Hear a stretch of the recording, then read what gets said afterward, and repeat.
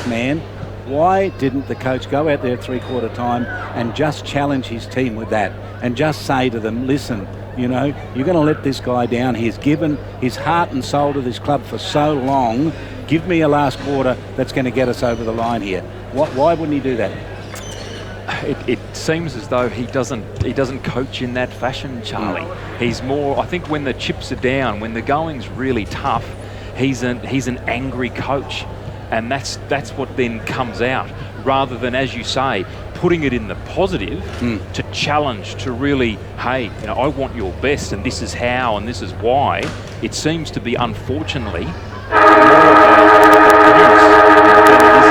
about positivity, which is a real shame. And as we've talked about a number of times, not just on this occasion, but in relation to coaching generally, that's not how it's done generally in 2016. You don't see that. You don't hear of that happening. If it is, it may be happening behind closed doors elsewhere, but it's not happening generally on game day. It's not how it's done. It's so much about process and the way that players are prepared and their job on the day and so on.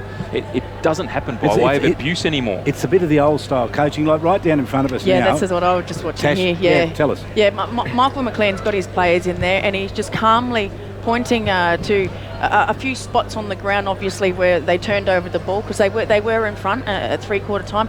But, you know, the players are all responding. There's no negativity. The body language is positive. The players are responding as well. None of the players have their heads down. They're all watching Michael McLean as he goes through. Absolute master of the game. He's a great coach, and when he speaks, everyone listens. He's very technical when it comes to his coaching as well. But yeah, Shannon's old school when it comes to coaching. And as Dominic said, you've got to give a positive influence out there, especially when you've got young players coming through. And I guess that's been a negative thing with Shannon, and he knows that. Yeah. He'll be the first one to put his hand up that he just blows, and then he is like, oh, you know, I shouldn't have. It's just the way his coaching goes, and unfortunately, it's probably not the best for people to see it in public. That's right. If you're going to do it in the change rooms, do it in the change rooms, but not public. That's the other side of it, isn't it? That's one side of it. The other thing I think we should say, though, is he knows what fires his team up. Or his coaching has been like that they need that from him in order to play their best footy. And if that's the case, if it's the latter, then you really need to start doing something to get them to play well without having to have the public spray, I think.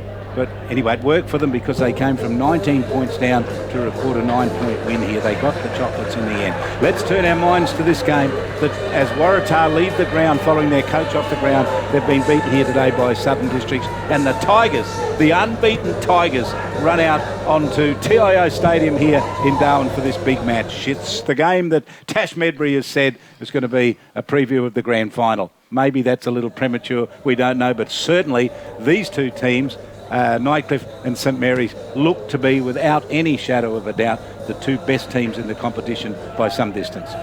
Yeah, no, they are definitely, Charlie. And I know last week they were pushed to half time. I haven't seen Troy Coates.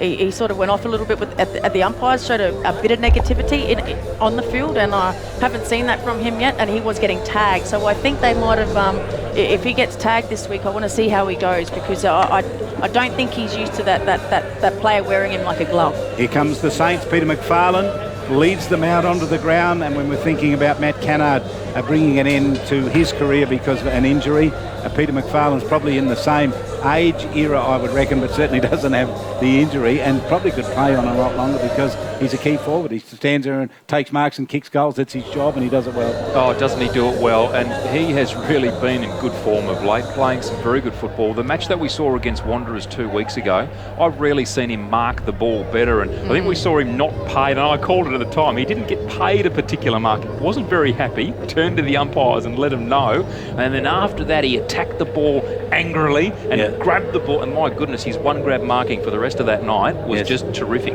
Really set the standard, and that's the way he's captained for his entire career that I've known, captain and just as a player. He's really led from the front. Terrific to see, a very good player, and interesting to see how where he lines up tonight, and then how he combines with Ewing and with the very tall Tony Olango out there, just where they play these taller, bigger bodied players. So Smith and Orlando will ruck obviously. I would have thought so. And then for Nightcliff, Seb Gilhouse, and it looks as though Fraser Thurlow's the other ruckman for them. So for the first time, I think for a long time, we probably have 4 almost genuine ruckman in the team. Key ruckman. And Olongo was missed out on the draft and the rookie, so I'd like to see how he goes out and plays and responds to that. Some players get quite down, and but there's still hope.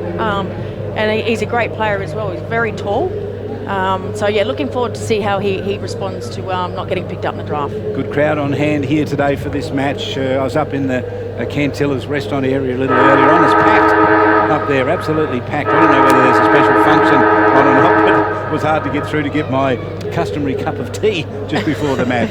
You had to bust through the pack, Charlie, did you? I think what Matt Kennard just said, they're having the 10-year anniversary for Southern District's grand final, so maybe that's what they're doing in the function room. Let's go down to Kieran Davis. Kieran, good interview with Matt Kennard. He spoke beautifully, didn't he? Yeah, he did. And one other thing I'd like to shed is that he did speak to the players despite Shannon telling him not to at the three-quarter time huddle. And one thing I did hear him say was that he said, "Don't do it for me, boys. Don't do it for me. Don't do it just because it's my last game. Win of your own volition." He's just that team-oriented. It's quite beautiful to see, really. Someone in his last game, he's not getting caught up in the emotions. He just wants his team to win. Wow. And I like what he said when he said about family comes first, and unfortunately kicking the ball out the back with his son, his knee gave way. He still has a lot. He's got a few boys, so he wants to be out there running with those guys, with his sons and daughters as well. I mean, so he wants to coach, probably but you have to weigh that up. And I know as a football player myself, once the knee starts to give way, you have to start weighing up if it's worth still going and what the impact it has on your life outside of football. Well, if that incident didn't make up his mind, it certainly would have here in the first quarter when he was kicked on a lead. He was running on a lead and they kicked for him and he got caught on the wrong leg, so he had to jump off that left leg and it just gave away on him. And he must have, if he hadn't made up his mind before, and he had, he would have then made up his mind and said, I just can't do this. The team can't afford to have a one-legged player out here. No, it's too fast, the game as well. But yeah, that was a great interview, Kieran. Cheers, Dash. So they've had the toss in the middle here.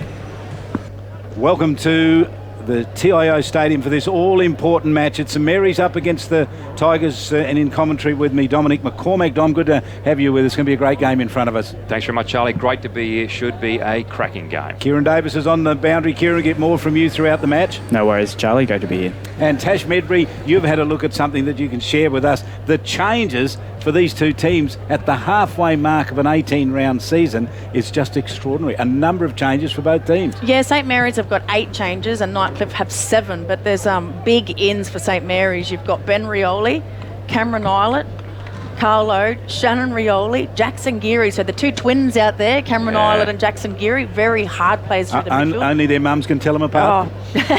And some big outs for them for St Mary's is Raphael Clark, Nick Yarran, we're not quite sure, and Francis Kintari.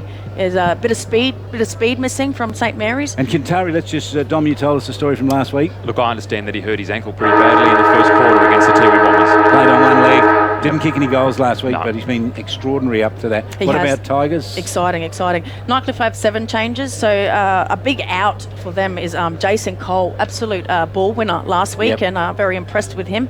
Eric Klink, he was a key marking forward. Ryan Moo, bit of speed as well. And Mikija Rodama Onus, we're trying to find out, we're hoping it's not an ACL knee injury. So last week when we interviewed, when Kieran interviewed Troy Coates, he mentioned about the knee injury that Mikija suffered during the game. So yeah, positive news is that it's not looking like an ACL. But Zachary Dirksen, Jaden Shaw, Joel Cross, and Andrew Boston, I believe, is an ex-AFL player for the Suns. So some big ins for Nightcliff as well. Wow, Nightcliff gone from strength to strength. Earlier today, Palmerston beat the Tiwi Bombers by 21 points to record only their second win of the season. The Magpies, they won the corresponding round back in round 1 when they beat the Tiwi Bombers in that match. They did it again today, and Southern Districts here avenged the loss that they had in round 1 when they lost to Tars out at Gardens Oval. They beat them here after coming back from 19 points at three-quarter time to win by 9 points, 13-13 to 13-4. And back on Friday night, Wanderers rebounded after last week's humiliation to get up and beat a Darwin side that led for most of the game, but were overrun by a pretty desperate Wanderers team last night. Big Seb Gilhouse stands in the middle. He's ready to do all the ruck work today. They're formidable. There's no doubt this Nightcliff outfit, they've never won a grand final, or haven't won rather, since 1964. There's a hunger factor there, the likes of which you've never seen, but whether they're focusing on that or this, we're not sure, but I'm pretty sure Troy Coates will be saying this is the game you've got to worry about. Forget everything else. Grand finals will take care of themselves a little later on. Game about to get underway. We're going to hand you over to Dominic McCormack to get us away. The big ruckman, as Charlie's described, they are getting themselves set. Ryan Smith for St Mary's, Seb Gilhouse.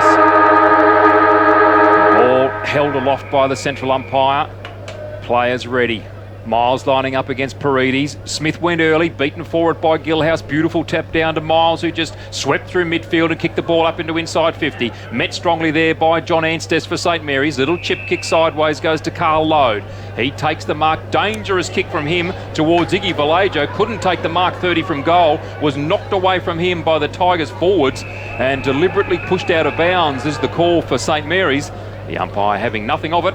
The ball will be thrown in 25 metres around from the Tigers' goal. Certainly Coco Nicky was having plenty to say about that. He had front position with all of that down there. The ball will be thrown in, but it was pushed out over the boundary line. And I reckon Coco Nicky was the one who got his hands on it anyway. But the throw in here deep down in the forward line for the Tigers.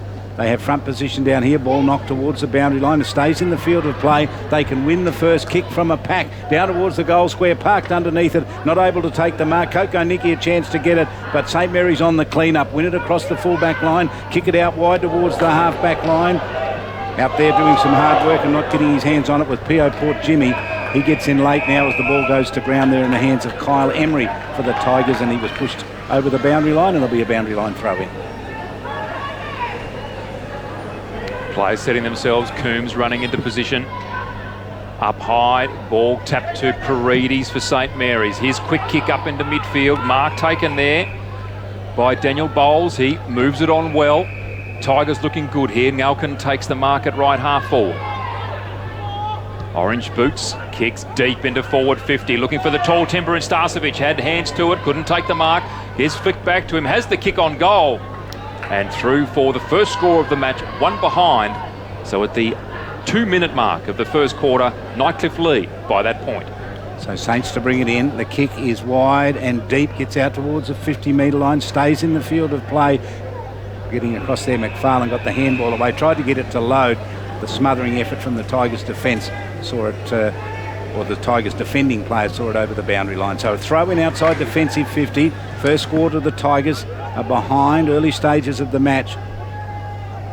Big push at the back there by St Mary's to go to the footy. They didn't get it. Ball left on the ground, trying to charge his way through. Iggy Vallejo got halfway out, didn't get clear though. Thurlow got in the way, didn't get it. Saints on the clearing, didn't get it out 50. Geary to the footy over the top, can't get clear. Pack comes over the top and holds him up. He's not going anywhere. Umpire has a close look at it and says he's going to what? Ball it up. Yes, he is. Yeah, interesting start to the game. The small forwards for Nightcliff are putting a lot of pressure on the St Mary's backline. Umpire with ball in hand, tosses the ball high. Ryan Smith wins that one easily to the advantage of Shannon Rioli. He gathers, steps away from his opponent. Now cruising across half-back, decides to kick long up the wing. P.O. Port Jimmy in front. In fact, it was Justin Cooper. Mark taken there by Bowles again. Plays on. Good pressure there by Port Jimmy. Kicks long up towards centre half forward. Ball knocked away from the pack there by Starcevic. Smith comes in for St Mary's. Couldn't pick it up. Little toe poke comes through. Picked up by Fenton. Fenton now out wide to Cooper in a little bit of space. His handball to Coombs. Trying to run onto the ball. Didn't pick it up the first time. Did the second. Got it to Cooper. Back to Coombs. Coombs to Fenton. Fenton back to Coombs. Beautiful play there by St Mary's. The little kick up towards Justin Wilson. Couldn't take the mark. Nightcliff defence under pressure. Errant handball comes out. Defensive 50, little kick from Justin Wilson, the high up and under. P.O. Port Jimmy underneath it, so too Paredes. No mark taken. Nathan Brown with ball in hand. Flicks it sideways, goes to a teammate. Swung around in the 360. He's gone, and there's an injury to the Tigers, and it looks like a serious one. Play on quickly, and the mark taken by Fenton. Shannon Rioli was the one who had ball in hand. Played on quickly, mark taken by Fenton. 45-degree angle. Nathan Brown gets up sore, but Fenton will go back from 48 metres and have the shot on goal. Yeah, just keeping an eye on Nathan Brown. He went down, just trying to watch on the replay, he went down quite heavily, and he's picking up Darren Ewing, which is a surprise. He's never played on Darren Ewing before. So Fenton for St Mary's. Brian Fenton, the number 23. First deliberate shot at goal for the Green Machine, and that is swung to the left, and good mark taken down there for the Tigers by Seb Gillhouse. And his kick was an absolute shocker, out of bounds on the full from basically the goal square, and the kick to be taken here now by Jackson Geary. So Geary along the boundary line, he's outside 50, so it's going to take a very good kick from him. He can put it in the goal square if he wants. That's what he elects to do. It's long and it's high. It goes right across the face of goal. Smith at the back reached over the top of Seb Gillhouse and took the big mark.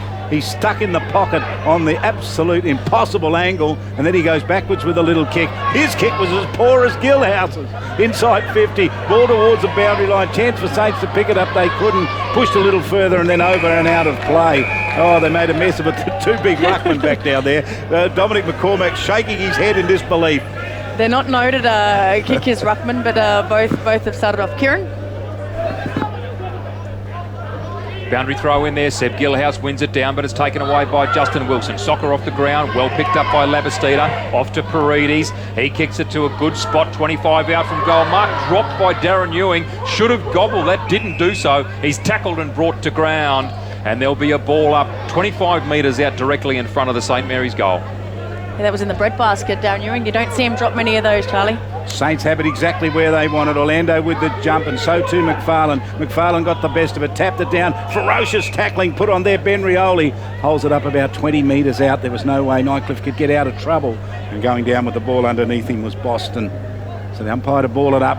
Orlando to do the ruck work against McFarlane, knocks McFarlane out of the way. McFarlane's knock on a little further was good. Got it out in the direction of Labastida, drops it on the left boot, kicks the goal, and gets the first one for the Saints. They pressed and pressed. Tash, they got the goal. They did. Good team goal, Charlie. St Mary's, after spending the majority of the ball down the Nightcliff forward line, as soon as they get it up to the St Mary's forward line, good goal.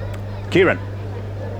Yeah, just a couple rotations I noticed for St Mary's. It looks like Cameron Isla and Shannon Rioli are doing direct swaps through the midfield, and then obviously Tony Olango and Ryan Smith. So Tony Olango doesn't look like, Smith and Olango don't look like they'll be resting in the forward line. Look, they'll just be straight swaps off the bench. Gee, McFarlane did some good work, Dominic, down there, didn't he? He did. His ruck work was terrific. Well and truly in form, McFarlane. Olango up high against Gillhouse. They broke even. Cameron Islet streaming through midfield, couldn't pick it up, went back in again. Now Liam Holt-Fitz gets the ball out from midfield. Toe pokes it up towards centre half forward, taken by Coco Nicky. His handball out to Miles, wasn't picked up. Nicky back in again, did beautifully. Got it off to a teammate there in White. White thumped it long. Now picked up by Coombs for St Mary's. And again, he had to go back in and do the mopping up work. Now the long kick through midfield. Can Ben Rioli get there? He can. He basketball taps it to himself. Now goes with the outside of the right boot. Looking for the lead there of Ewing. Brown beat him on the lead. He did beautifully. Thumped the ball out wide. He'll be hoping and praying for the boundary. He does more than that. He just grabs the ball and walks it over. And that will yield a boundary throw in. 60 around from St Mary's goal. 7.5 gone in the first quarter. St Mary's lead 1 straight 6 to Nightcliff 1 behind. He attacked that ball, Nathan Brown, Captain Courageous out there, but yeah, ferocious attack on the ball. Darren Ewing was hot on his tail. Orlando to trump against big Seb Gillhouse, and the throw-in wasn't that good. Islet got to it, couldn't complete it. He overran the footy. Geary with the handball, misses target, goes out and out of play for another boundary line throw in. The early goal to Saints here off the boot of Henry Labastida. Doesn't kick a lot of goals, but he worked pretty well to get that one for them. Nightcliff working hard in defence. Saints are really putting it at their feet at the moment.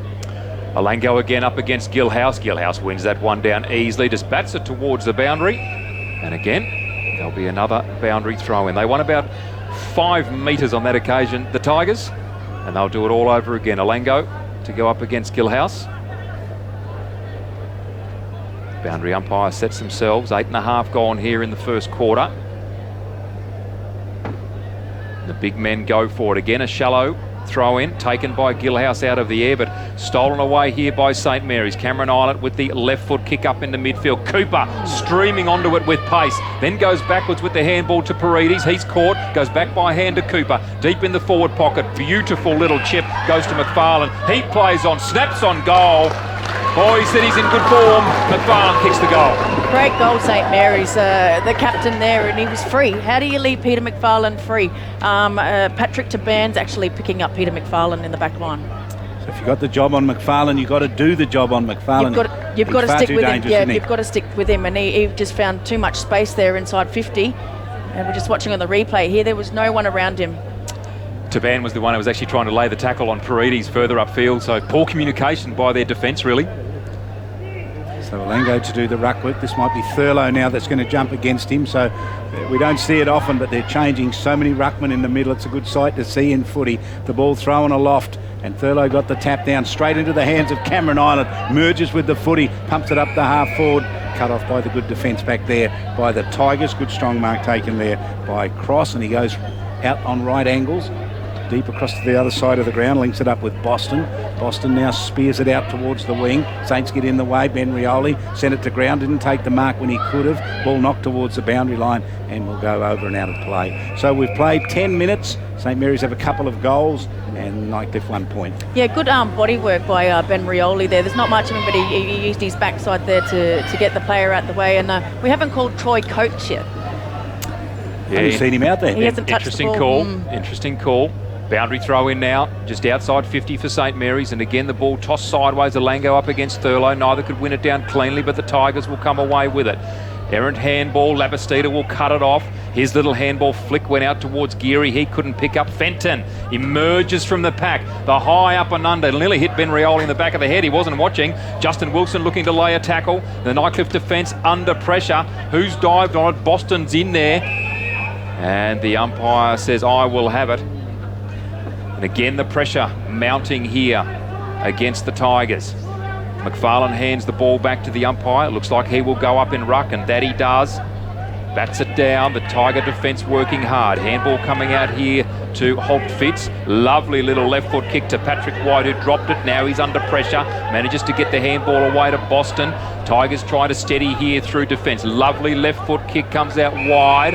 The mark taken there for the Tigers by Jackson Starcevic. Spots a teammate running well. That's Thurlow. The big man takes the mark. Gets to the paint 50.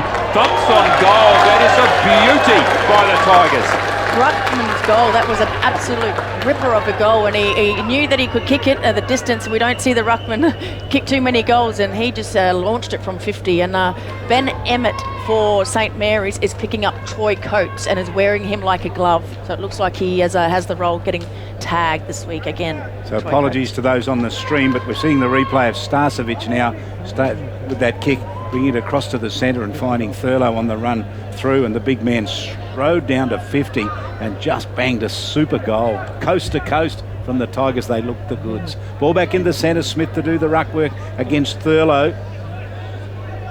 Saints 2 goals, 1-1 the Tigers, 12 and a half minutes gone first term. 2 top teams in the NTFL competition. Ball just stayed inside the circle. Thurlow's having a great patch. Got the handball away to Baird, speared it up towards half forward. Bouncing ball down there. Nightcliff back there through Kyle Emery. Here's Coates onto the left boot. Good kick. Oh, he was searching for Coco Nicky. Didn't get him. Good defensive work back by Iggy Vallejo. Knocks it to the safety of the boundary line. Yeah, good play for Nightcliff. Iggy Vallejo did very well there to knock that ball away. And the Tigers now have the opportunity to put on their pressure. Deep in the right forward pocket. Kicking to the McMillan's Road end in this first quarter, the Tigers. Ball up high, taken out of the ruck by Gillhouse. Good handball to Coco Nicky. Went on the left boot, was just a little bit too short. Cut off by Anstes. Anstes tried to kick it out wide, looking for Lowe. Didn't find him. Emery gathers. His kick, again, just too short. Cut off by the Saints defence. Very fortunate. Kick comes out to Lowe. Couldn't take it. Cut off by Jess Butterick for the Tigers, and eventually pushed out over the boundary line under pressure there from Michael Coombs. But Natasha, just a couple of opportunities. They're blown by the Tigers. Yeah, by the Tigers. They're just misreading the flight of the ball at the moment. They seem to be not getting good kicks away. Get down to Kieran in just a moment. Here's the throw in.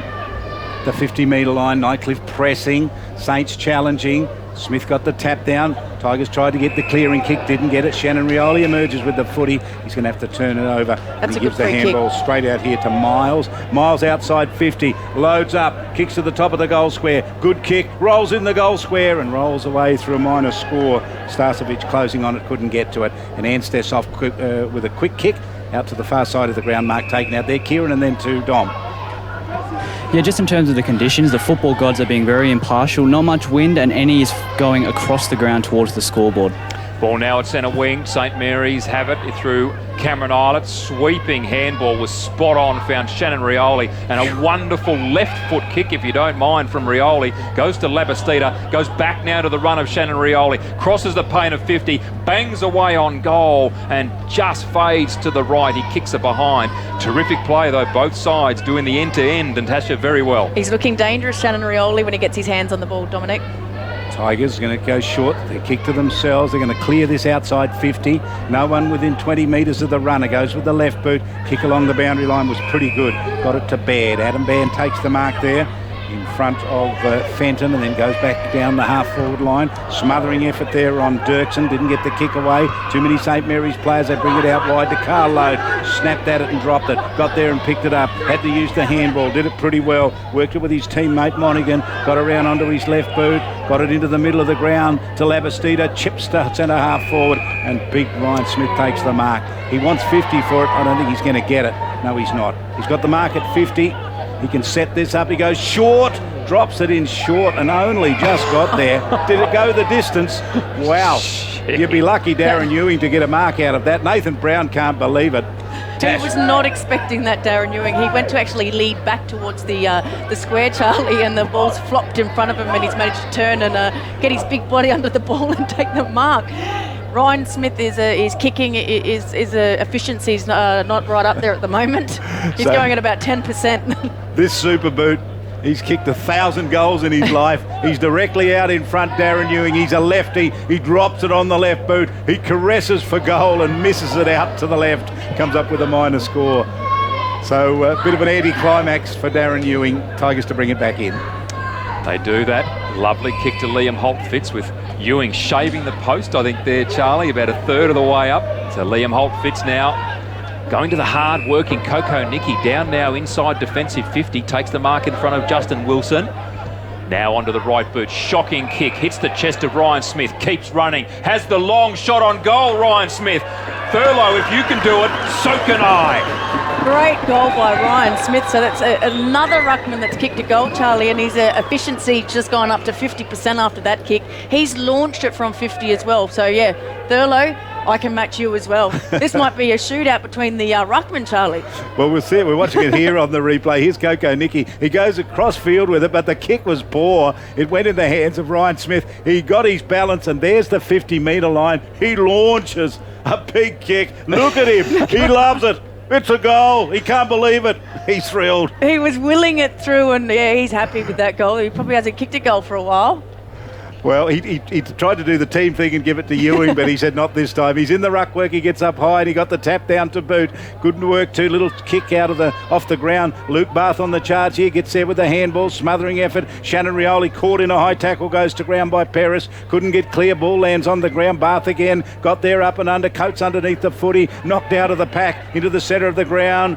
Geary drives over the top of the foot. He's got it. Worked it out. Tried to get it off to a teammate. Couldn't. Taken by Coates. He's lifting for his team. Handball across. Geary gets it this time back. Pressure on here. Extraordinary pressure. Two of the best teams. Oh! Big climb over the top. Orlando didn't take the mark. Spillage into the hands here of Patrick White. Tigers are going to run this into their forward line.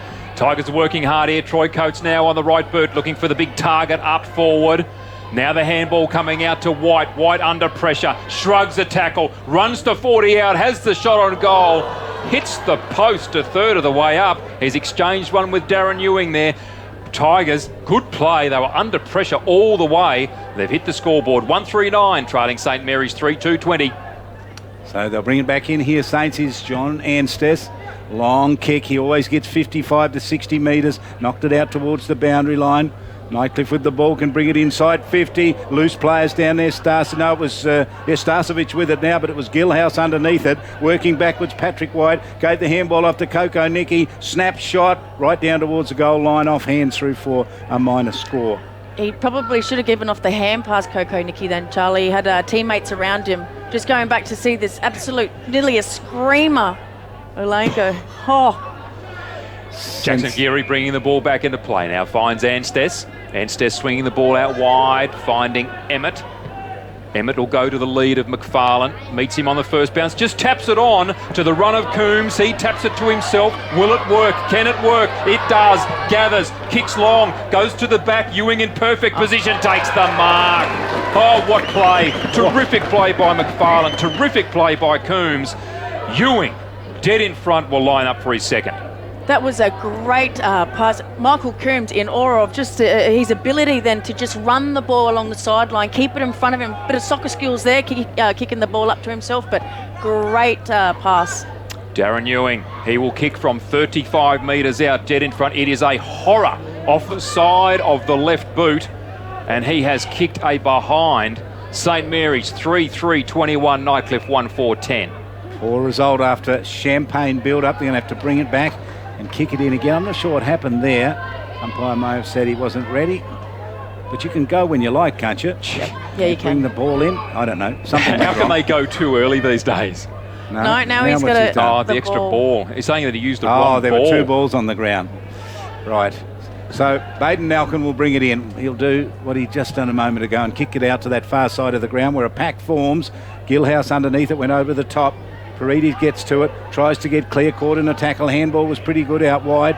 And a further handball across to Olango, inside 50, had to get rid of the handball. He had to work pretty hard, got it to Fenton, but they turned it over. Nightcliff win it inside defensive 50. Kick is long and wide, and the Tigers on the charge can take a very good mark in the hands of Patrick White across half-back. Oh, Patrick White, he's turned it over straight away. Emmett didn't take the mark, but his handball finds a target in Iggy Vallejo. His quick handball under pressure, he's lost it. Peris gathers, handballs onto Coco Nicky. Nicky under pressure from Cooper, long kick, looking down there for Starcevic. Good pressure by Anstess, lucky not to infringe. Starcevic has the soccer off the ground, and it's gone through for a behind. End to end here at the moment, with Anstess to bring it in now again for the green and gold. Anstess with a risky little short kick, just kept it inside the 50, and the mark was taken there by Emmett. Brodie Emmett caresses it a little further, gives it off to Fenton. Fenton drops the mark inside 50. Fenton got there with the tackle and held up the Nightcliff player. In all sorts of trouble, goes to ground.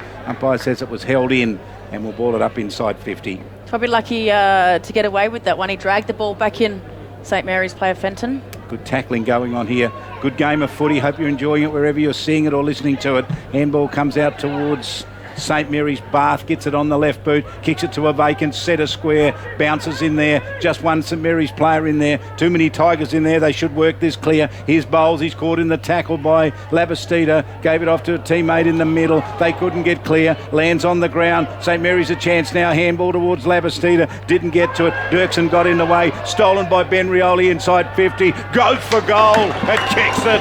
Oh, St Mary's did what they had to do. Benny kicks the goal. Yeah, Benny Rioli, glad to see him back in St Mary's, because one of my favourite players to watch, and we've got the blood rule here for Henry Labastida. He's got caught one above the eye, got some blood coming out, but great tackling, ferocious tackling out there by both teams. But when Nightcliff looked dangerous when they put Thurlow up forward as well, and we've got a free kick. Oh, no. Just waiting for the blood rule still. So he's just on the replay. Just watching Ben Rioli, gets his balance, and he knew as soon as it left his foot, he knew that was sailing through the big white sticks.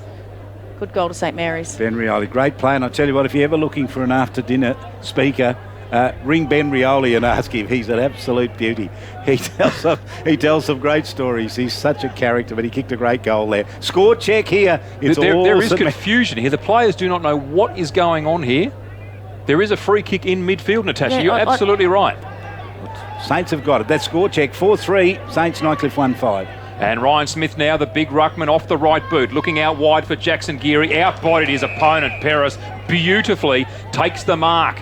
the strong midfielder, and pumps the kick in wonderfully. Justin Wilson, it wasn't called, no mark indeed. The umpire was right. Wilson fighting for it, flicks it out to Rioli, but there's a free kick. And the free kick will go against Taban for pushing in the back on Justin Wilson. Yeah, the free kick was there. Justin Wilson, a great diving effort to take the mark before dropped it, but second effort, and the free kick was there. Rioli was in space, wasn't he? Yeah, I think he wanted that play on there, but no, they brought it back to Justin Wilson. So Justin Wilson now, 45-degree angle. He'll kick from about 35.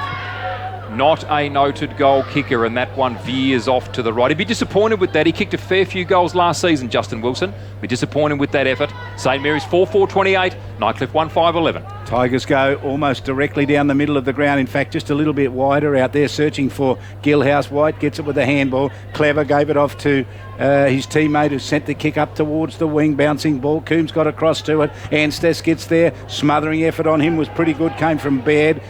Into the centre of the ground they go. Plenty of St Mary's players here. They're running everywhere, Saints. Little kick down towards the half-forward line. Punch from the back. Good defensive work. Player caught underneath the footy there for the Tigers. Went to ground. Couldn't get clear with it. Kick out of the danger area. Outside 50. Nightcliff trying to get clear. They can't. Now the ball goes towards Nalkin. He left it behind. Holz Fitz wanted a bit of it. Didn't get it. Luke Bath gets it for Saint. Spears it towards the pocket. Wants to get it out there towards Ewing. Umpire blows the whistle. Picked a free kick. Nathan Brown will get it. The skipper for the Tigers, resolute in defence. Oh, terrific effort there by Nathan Brown. Won that free kick and won it beautifully. His long kick out towards a teammate is errant, and it's gone over the boundary at quarter time.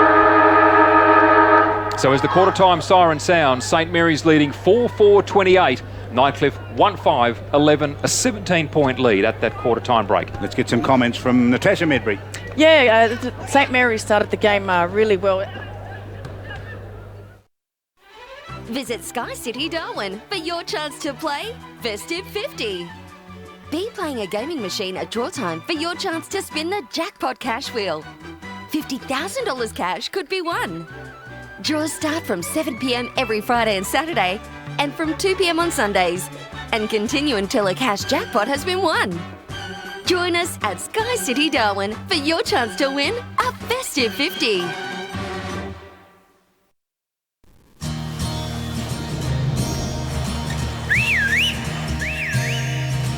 Time to escape, 'cause I'm in need of warmer weather. Sail upon the stream to find there's someplace better, and I'm going far and wide. Ooh. Great Northern Brewing Co., the beer from up here. Have you ever been to the Tiwi Islands? Now's your chance to see a great game of footy on Tiwi soil. Sea-Link ferry services run for NTFL, Island of Origin, and the Tiwi Grand Final. Book online now at sealinknt.com.au. Just another beautiful day in the Territory, Al. Doesn't get any better. Yeah. You guys catch anything yet? Nah, nothing yet. But we're feeling lucky. See you later. Road tyres. Yeah, soft sand. And a 7-metre tide. Oh. What could possibly go wrong? Plenty. Local knowledge is important. Talk to us about TIO Comprehensive Car Insurance. Call us today on 131 TIO. TIO, we're for Territorians.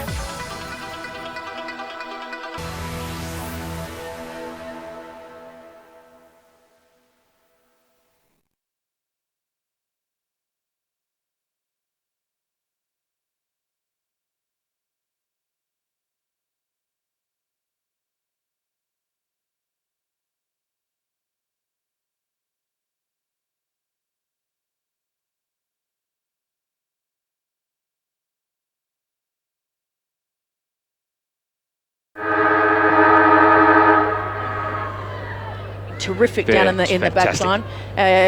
Busting through packs down there, and he picked up an injury earlier on in the quarter, so hopefully that's nothing too serious. He stayed out there, but just Captain Courageous, because they are under pressure, Nightcliff at the moment, and they haven't been put under this much pressure before either. We haven't seen them be pushed like they are now. It's only the first quarter, but yeah, no, they haven't been pushed. It's interesting looking at the Nightcliff huddle at the moment. One of the assistant coaches, I'm sure it is, taken Coco Nicky away from the main group and really, not in a negative way, but really pressing him. You could see the animation from the assistant coach really talking to him. He's one of their main young players, Coco Nicky. 50 games last week. They'd really be looking for a lot from him. And probably for about 10 or 12 minutes that first quarter, he was electric. He was good. Yeah, he was. And there was a few opportunities, Charlie, that he probably wasted.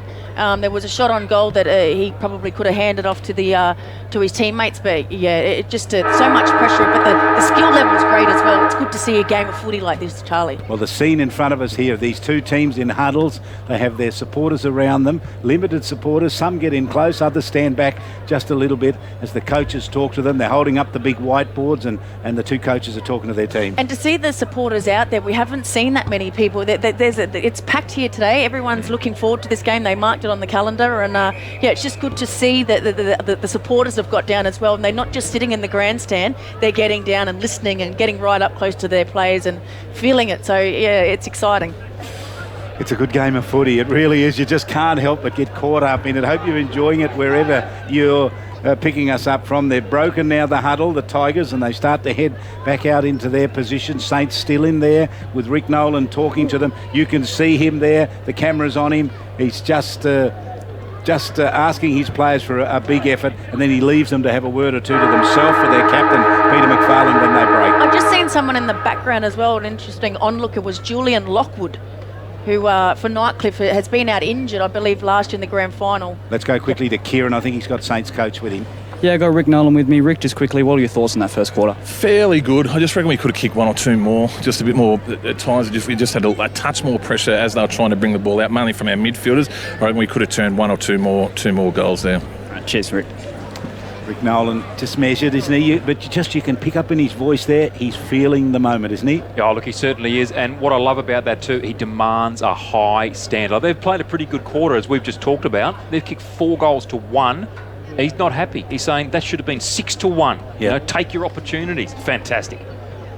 He's a great coach, isn't he?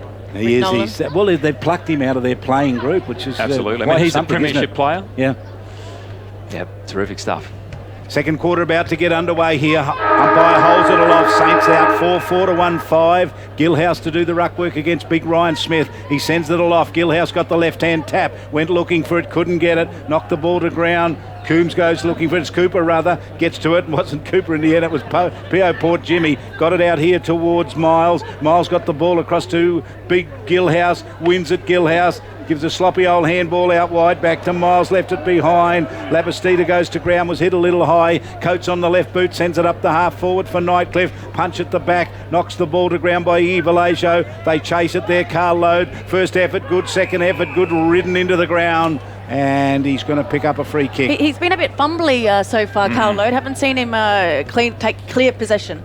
Well, he clears the ball now across half-back, and who's out there by themselves but Justin Cooper? Don't leave that man by himself. With pace, collects, kicks on the bounce to Geary, feigns one way, then the other, steps away from an opposition player, is tackled there by Baird. Got him, but he was able to get rid of the handball. Got it out to Cooper again. Cooper now off to a teammate, off now to Justin Wilson. Great little pass, couldn't take the mark. Wilson just burst his way through. Now a handball to Shannon Rioli on 50, chips beautifully and finds Henry Labastida with the headgear on, 35 from goal, right in front. How clever was that kick by Shannon Rioli? He shaped it like he was going to go long for goal, and he's just laid off the power of it and dropped it straight into Henry Labastida's chest. And what about Labastida? Kicked the first goal of the match. He's lining up for his second here to kick the first goal of the second quarter. He's a hard-working player. I wonder if they pay him enough respect. I doubt it. He's directly out in front. He's a great player, and he's not highly rated enough, I don't think. Labastida now. Let's see if he can finish off the good work. Kicks on goal. McFarland's happy. And when the captain's happy, you know you've done the job. He kicks the goal. Yeah, he knew as soon as he kicked that ball, Henry Labastida, that went through. Great goal, and just how St. Mary's wanted to start the quarter. Just looking on replay here, just the evasive Justin Wilson, who then goes and crumbs his own ball there. Cooper was there. Poor Jimmy, sorry, Cooper. And his hand passed it off. And Shannon Rioli, here's just the swagger that he's got as a player through his hips. And he just took the power off the kick, Charlie, and straight to Henry Labastida, who was on his own. Yep, again, that's the point I was making. I don't think they pay enough respect to Labastida. He's loose down in the forward line. Someone has to go and pick him up. So they bring it back into the middle. Saints push the lead out further, 5-4 to 1-5. Don't think Nightcliff can't win this because they're still a very good team. Smith got very high, didn't win the ball. Seb Gillhouse gets hold of Smith and drives him out of that back, pushes him out wide. Ball lands in the hands of Cooper. He's free again, Dominic. Onto the right foot he goes, spears it up forward. Ewing was underneath it, couldn't get it. Kick off the ground. Labastida again, leaves it inside 50. Nightcliff try to clear the ball. Can they get clear? I think they can. They go backwards there through Paris. Paris's kick comes out and he finds a teammate who dropped it in the end. Shaw, the kick up towards Smith, overran the footy, underneath it, big Gillhouse. Look at this man burrowing in, trying to get it out, Michael Coombs. He's got the free. Yeah, and he draws the free kick. Oh, he's a battering ram, isn't he? He just rammed through that pack and he deserved the free kick, Charlie. He wanted the ball more than anyone else in that pack. Coombs takes the free kick. He's at left centre wing, hands it off now to Emmett. Emmett, untidy kick. He will not be happy with that. And Boston just thumped it down. Soccer kick straight down into forward 50. Anstess tries to do the same as it got there. Now finds Coombs. Coombs out wide looking for Wilson. Wilson wrestling with his opponent and the ball out over the boundary line. Right in front of our commentary position. 3.5 gone in the second. St Mary's leading 34-11. Wilson in front there. And it was Cross who got to him. Don't make Joel Cross. Sorry, I had to use that. Here's the throw in on the wing. It's a bad one. Tapped down by Gillhouse. They try to get free, try to get him. They couldn't. It lands on the ground. They dive over the top of it. And that man in there, Cross again, gets it out, but the whistle is gone and the umpire's going to ball it up. Justin Wilson just come off. He is absolutely spent out there, but he luckily Jackson Geary had just come off too, but Justin was more spent than him, so he had to get back on. Gillhouse against Orlando, and Gillhouse wins it. Wilson goes in, gets it out towards Bath. He kicks it off the ground. We're seeing a lot of that. Kick up towards the half-forward line for McFarlane. He didn't get it. He continued to run. They gave it back to him. He went out wide. Now they can run it forward. Cameron Islet's handball is a beauty to Bath. He gives it off. Load at 50. Caught in the tackle. Lost it. Ball goes to ground. St Mary's with the kick. Can't get it in the forward line. Little push out by Shannon Rioli to Ben Rioli. Handball wasn't good enough. And White gets it and relieves the pressure for the Tigers. And they'll bring it out towards the wing to Big Gillhouse, but he doesn't take the mark. Riley was the one with the kick, and he finds Coombs, who's everywhere at the beginning of this second quarter. His kick finds a teammate. Another ordinary kick by St Mary's up into forward 50. Shannon Rioli charging in at it. He's tackled, loses the ball. Ben Rioli in there as well. Riley going for it, but a soccer free kick is to be given. And it was there. Carl Load had his head over the ball when there was kicking in danger. So Baden Alkin has the free kick paid against him. He's arguing with the umpire, but I haven't seen one turned over yet. So Carl Load passes the ball to Ben Rioli. So Ben Rioli slightly left of centre. And if he chooses to have the shot at goal, he'll be kicking from just inside 50. Approaches the paint of 50 now. Kicks from 49. Kick is on its way. It's fading towards the left. He and Nalkin exchange a few words. Nightcliff 1-5-11. St Mary's 5-4-34. We've gone almost 6 minutes in the second quarter. So Tigers to bring it into play here. They've elected to kick it almost straight down the ground. Gillhouse front position. It got over the top from him. Ball landed on the ground. Nalkin on the charge. Gathers it beautifully. Onto the right boot he goes. That is a fantastic kick. Gives it to Coates. Coates goes in and kicks the goal. Tigers at their very best. Take it from one end of the ground to the other. Coates kicks the goal. Yeah, that was great play. And Troy Coates, Nightcliff needed that goal. And he just got behind Iggy Vallejo. But Iggy Vallejo never gave up. And yeah, good goal by Troy Coates. He needed that one. Just keeping an eye on the rotations down here that Kieran was talking about as well. So obviously Cameron Islet is staying out there now with Shannon Rioli, so they've changed the rotation. That was a good kick by Nicky. Just got it over the top, didn't he? And there's no chance for Iggy Vallejo to to Coates, and he went on and kicked the goal. I just think, Dom, I was going to say to you, if you look back on this era some years from now, and you'd think how privileged you were to watch players like, Ben Rioli and Iggy Vallejo and, Cam Eilert and Carl Lode and Shannon Rioli, they are just super players, aren't they? They are indeed, and we're seeing an emerging one here in the Saints ruckman. Tony Olango wins the ruck hit out. The ball now with Cameron Eilert, tackled. He goes back in and gets it again, gets a kick away. Gilhouse gets in, throws the ball away towards a teammate. No one's picked it up cleanly yet. Paredes does now for St Mary's. Wheels onto the right boot. An ugly kick. Justin Cooper's under it. Couldn't take it. Now Wilson trailing Alkin, who takes the ball at half back, kicks out wide towards right centre wing. Coombs comes crashing in on Liam Holt, fits in the ball, almost decided to stay in, and then not. It's gone out right in front of our commentary position. And I'll tell you who was praying then. I know who was praying. Go to the boundary line. Go, please. So the throw in directly down in front of us here in the interchange area for St Mary's. Waiting to come on for them out there is Fenton.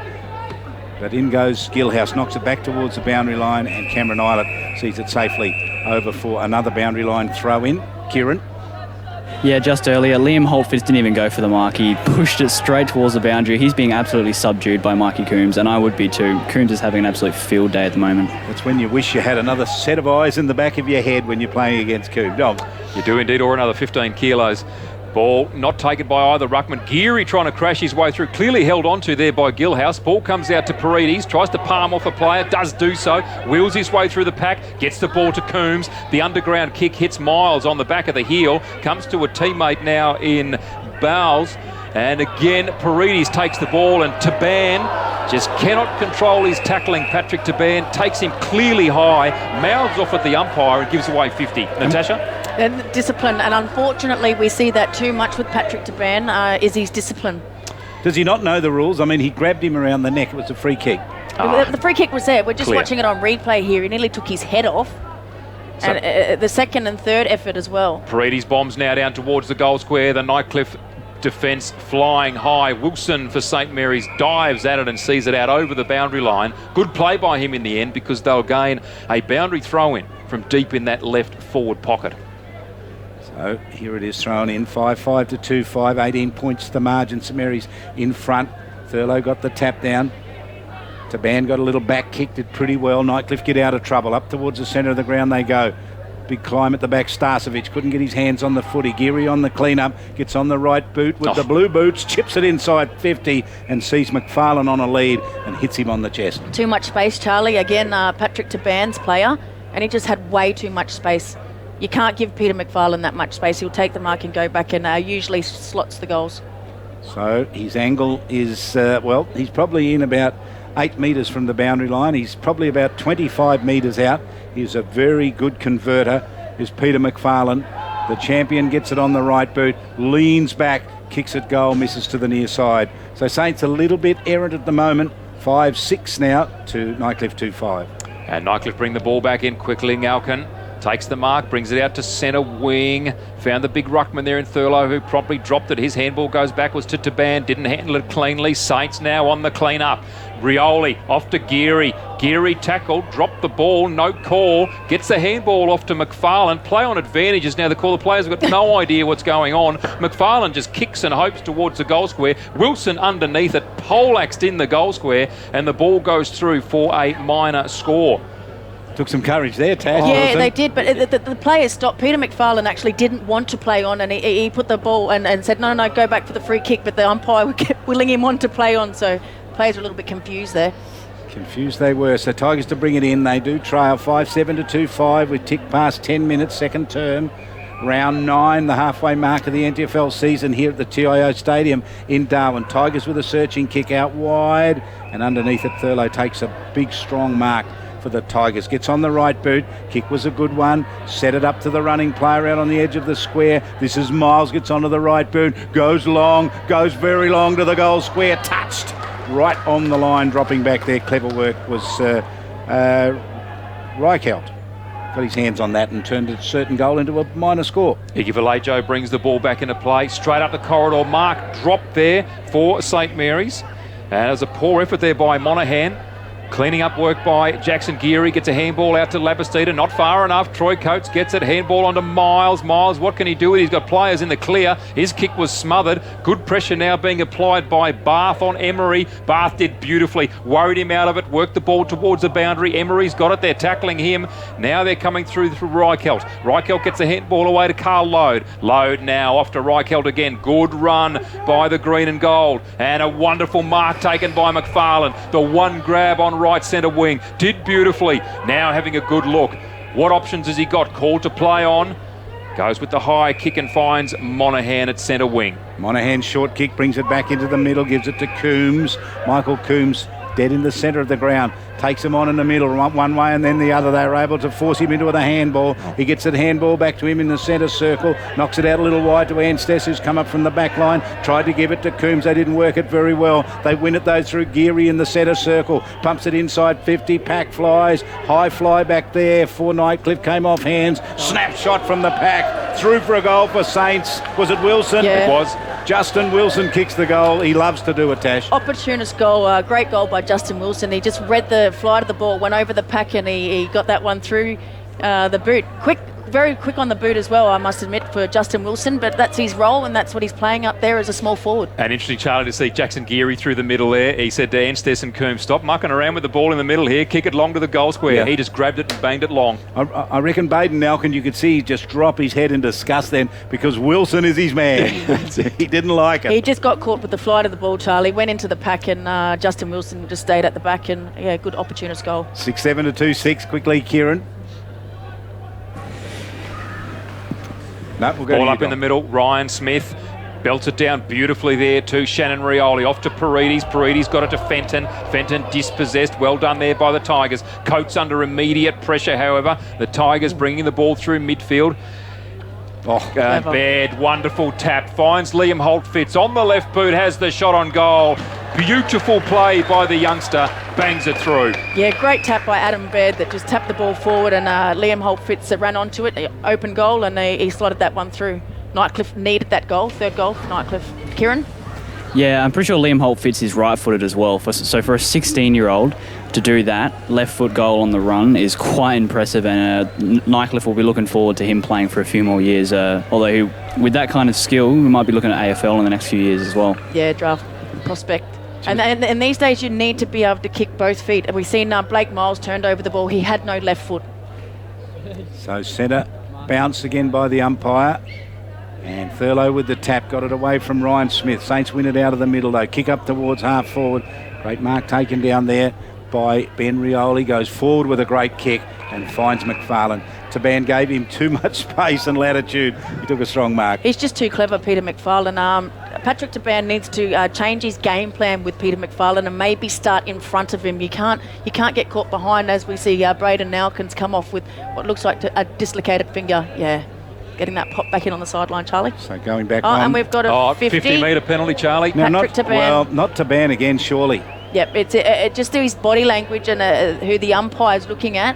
Nathan Brown's not happy, and as a captain, he needs to go over to the young fella and just tell him to calm down, if that he doesn't get dragged. Well, it's not the first time we've seen it from him, and it becomes a problem for Nightcliff. For there to be a real threat this year, they cannot give away easy kicks like this. McFarlane kicks the goal, and it's a good one for St Mary's, and it takes that lead out to a pretty impressive one now. 7-6 to 3-5, Dom. Poor effort, Charlie, because as we saw, the last kick that Peter McFarlane had was from exactly that area, almost the same distance, and he missed. So that's a crucial 50-metre penalty to give away. Just want to see what he's actually complaining to the umpire here. I think it was back chat, but there's nothing in it. I mean, you know, it was a clear mark to Peter McFarlane, who's definitely having the win out there over Patrick Taban. He needs to be careful because they can start to kick away with this. 2 goals to Peter McFarlane. Ball now back in the middle. Smith up against Gilhouse. Gilhouse wins it down. Goes back in again as well. Charges at it. Falls to ground. Almost the earth rumbled then as he hit the ground. He's such a big man. And the umpire says, I will have it. Just slightly forward, favouring the Tigers. On right centre wing. Gilhouse again up against Smith. Smith wins it.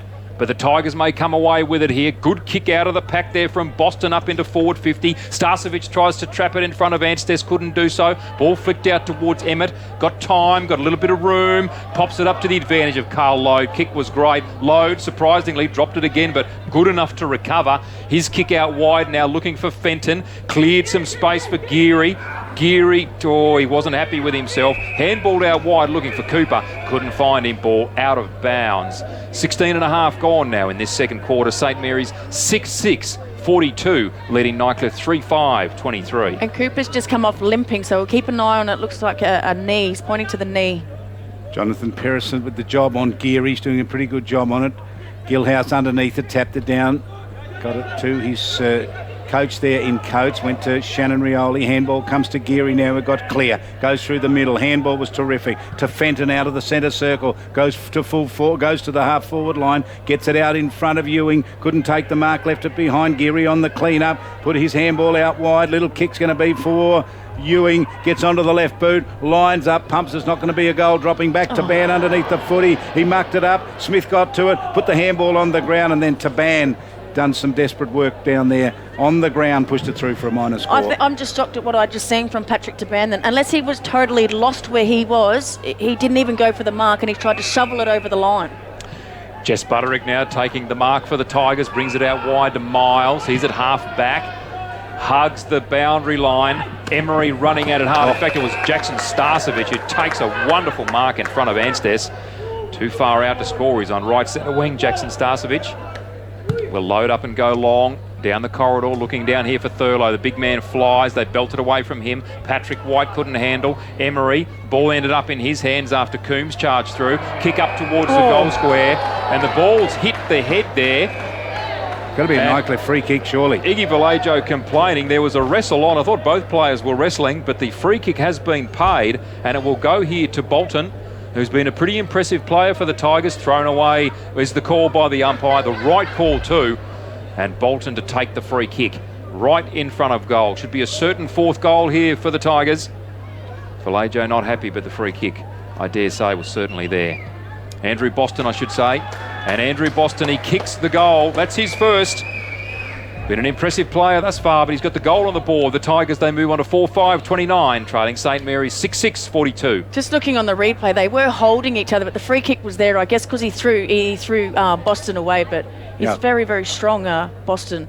Well, but yeah, nearly hit him in the head while he was laying on the ground. We could have had a falcon, and that would have hurt. Well, if they'd have stayed there in the man hug, the umpire probably would have had to ball it up. It was only because he threw him away in the end. I guess the umpire saw it as holding. Gee, Gilhouse is just working his heart out, Dom, isn't he? He's trying so hard for his team here, and Saints are just double teaming him in the end. They're running their rucks off him on quick changes. Here's Orlando to do it. He'll jump against Gilhouse. He did it really well. Got the tap down to Baird, who couldn't get clear. In he goes, trying to do the Rovers work as well, Big Seb. And he's lying over the footy. Will he be in trouble? No, he won't. It got free. Come down towards the half-forward line for St Mary's. Out comes to Ban. He charges at the footy. His handball was pretty good. And Saints putting pressure on, but Nightcliff equal to the task. It spills out to Luke Bath. Onto the left boot. Wobbly old kick inside 50. McFarlane caught. Terrific tackle by Brown. Great work, Brown. And he stops the forward thrust by Saints.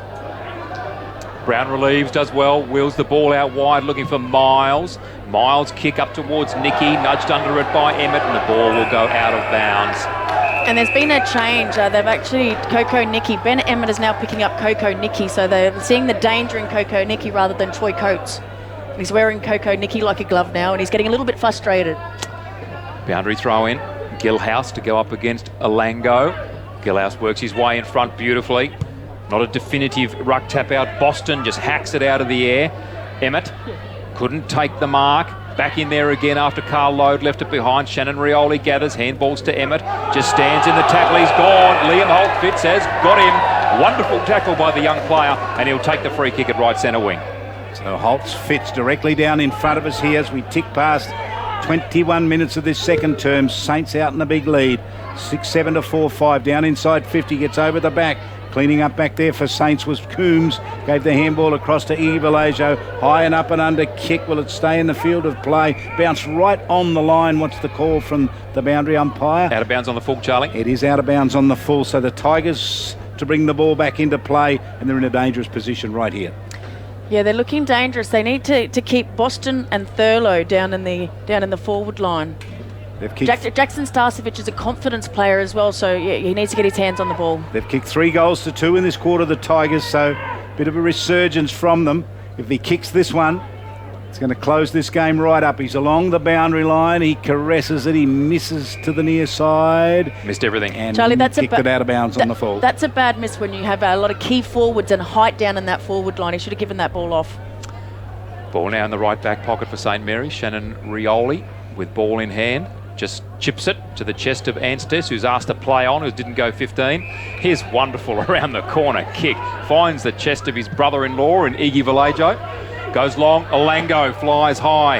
Starcevic was there. Alango's hurt. He is hurt. Liam Holt-Fitz now gathers. Ball stripped away there by St Mary's in the form of Peter Reichelt, and Emmett sees Liam Holt-Fitz out over the boundary line. Gee, Alango's in real trouble down there, writhing in agony. The left knee, I think it is, Tash. And Cooper's also has a knee problem. He's got the strapping put on it, but he's still doing a bit of a fitness test down on the boundary.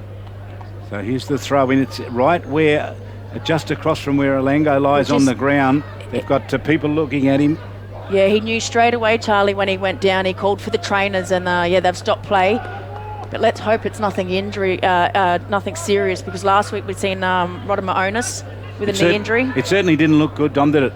No, it didn't look great, and the way that he's reacted, and yeah, he looks to be in a lot of pain. They've now called for the stretcher. I mean, they're very close to the boundary line, but they've called for the stretcher, so that's not a good sign. Tash, it almost looked like he ran into that to take that mark, and it almost like he jumped off the wrong foot at the last moment, and sometimes that can just make your knee bulge and twist, can't it? As soon as he landed, he buckled, and he knew that there was something wrong with the knee. And Jackson Starcevic is just throwing his weight around out there, trying to get involved and gear up his teammates as well. So looks like there's going to be a bit of stop and play.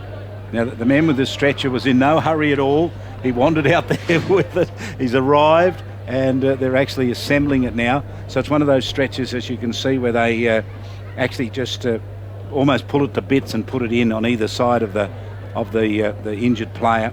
So the two teams have got together. They break into the huddle because this is happening right where the play would be. Let's give you that score: 6-7 St Mary's leading Nightcliff 4-5. And in this quarter, Saints have kicked 2 goals and Nightcliff have kicked 3. And Nightcliff are down in their forward line. And the clock is still running, but you'd imagine there might be a minute or 2 of play left when we finally get play underway again. Kieran, anything for us?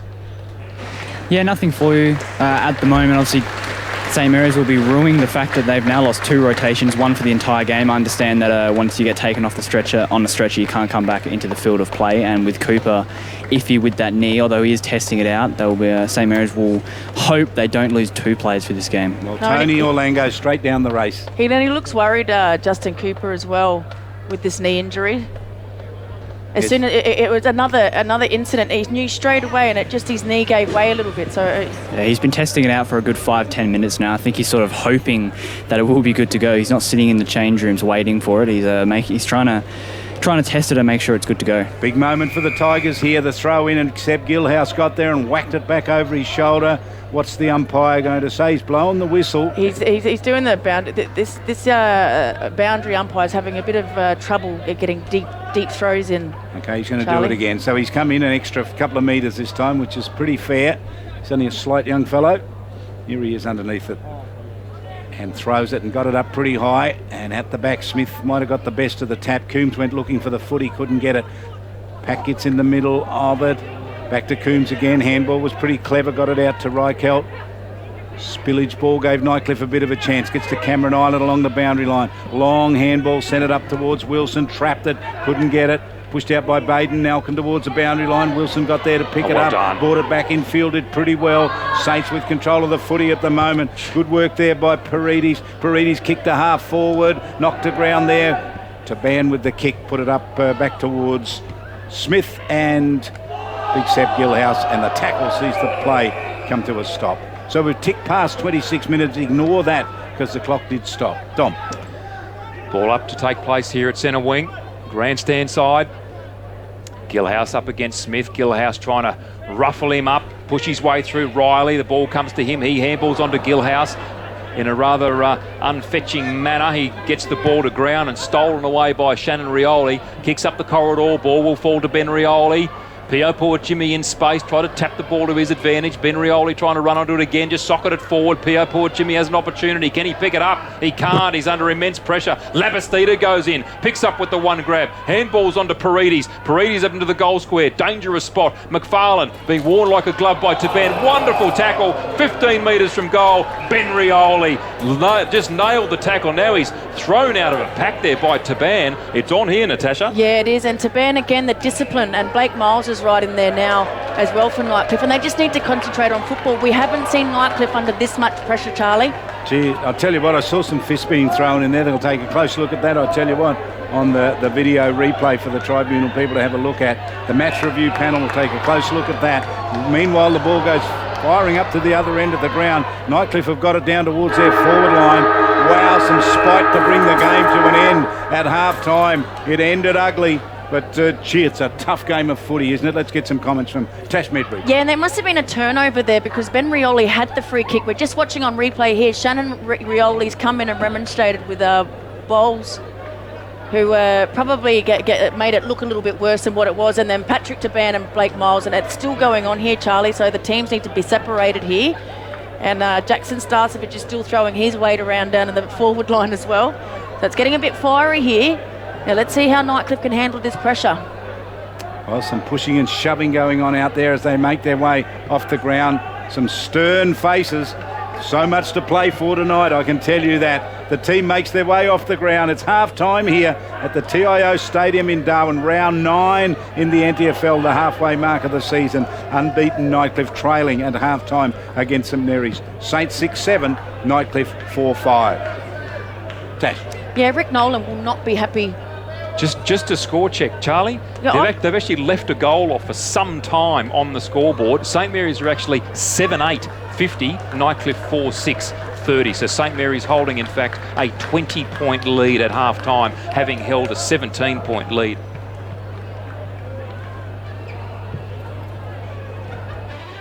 Visit Sky City Darwin for your chance to play Festive 50. Be playing a gaming machine at draw time for your chance to spin the jackpot cash wheel.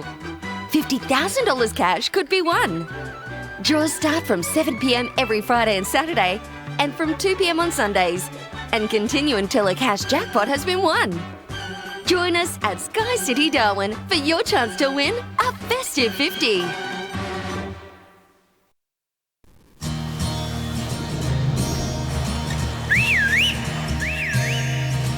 Time to escape, cause I'm in need of warmer weather. Sail upon the stream to find there's someplace better. And I'm going far and wide.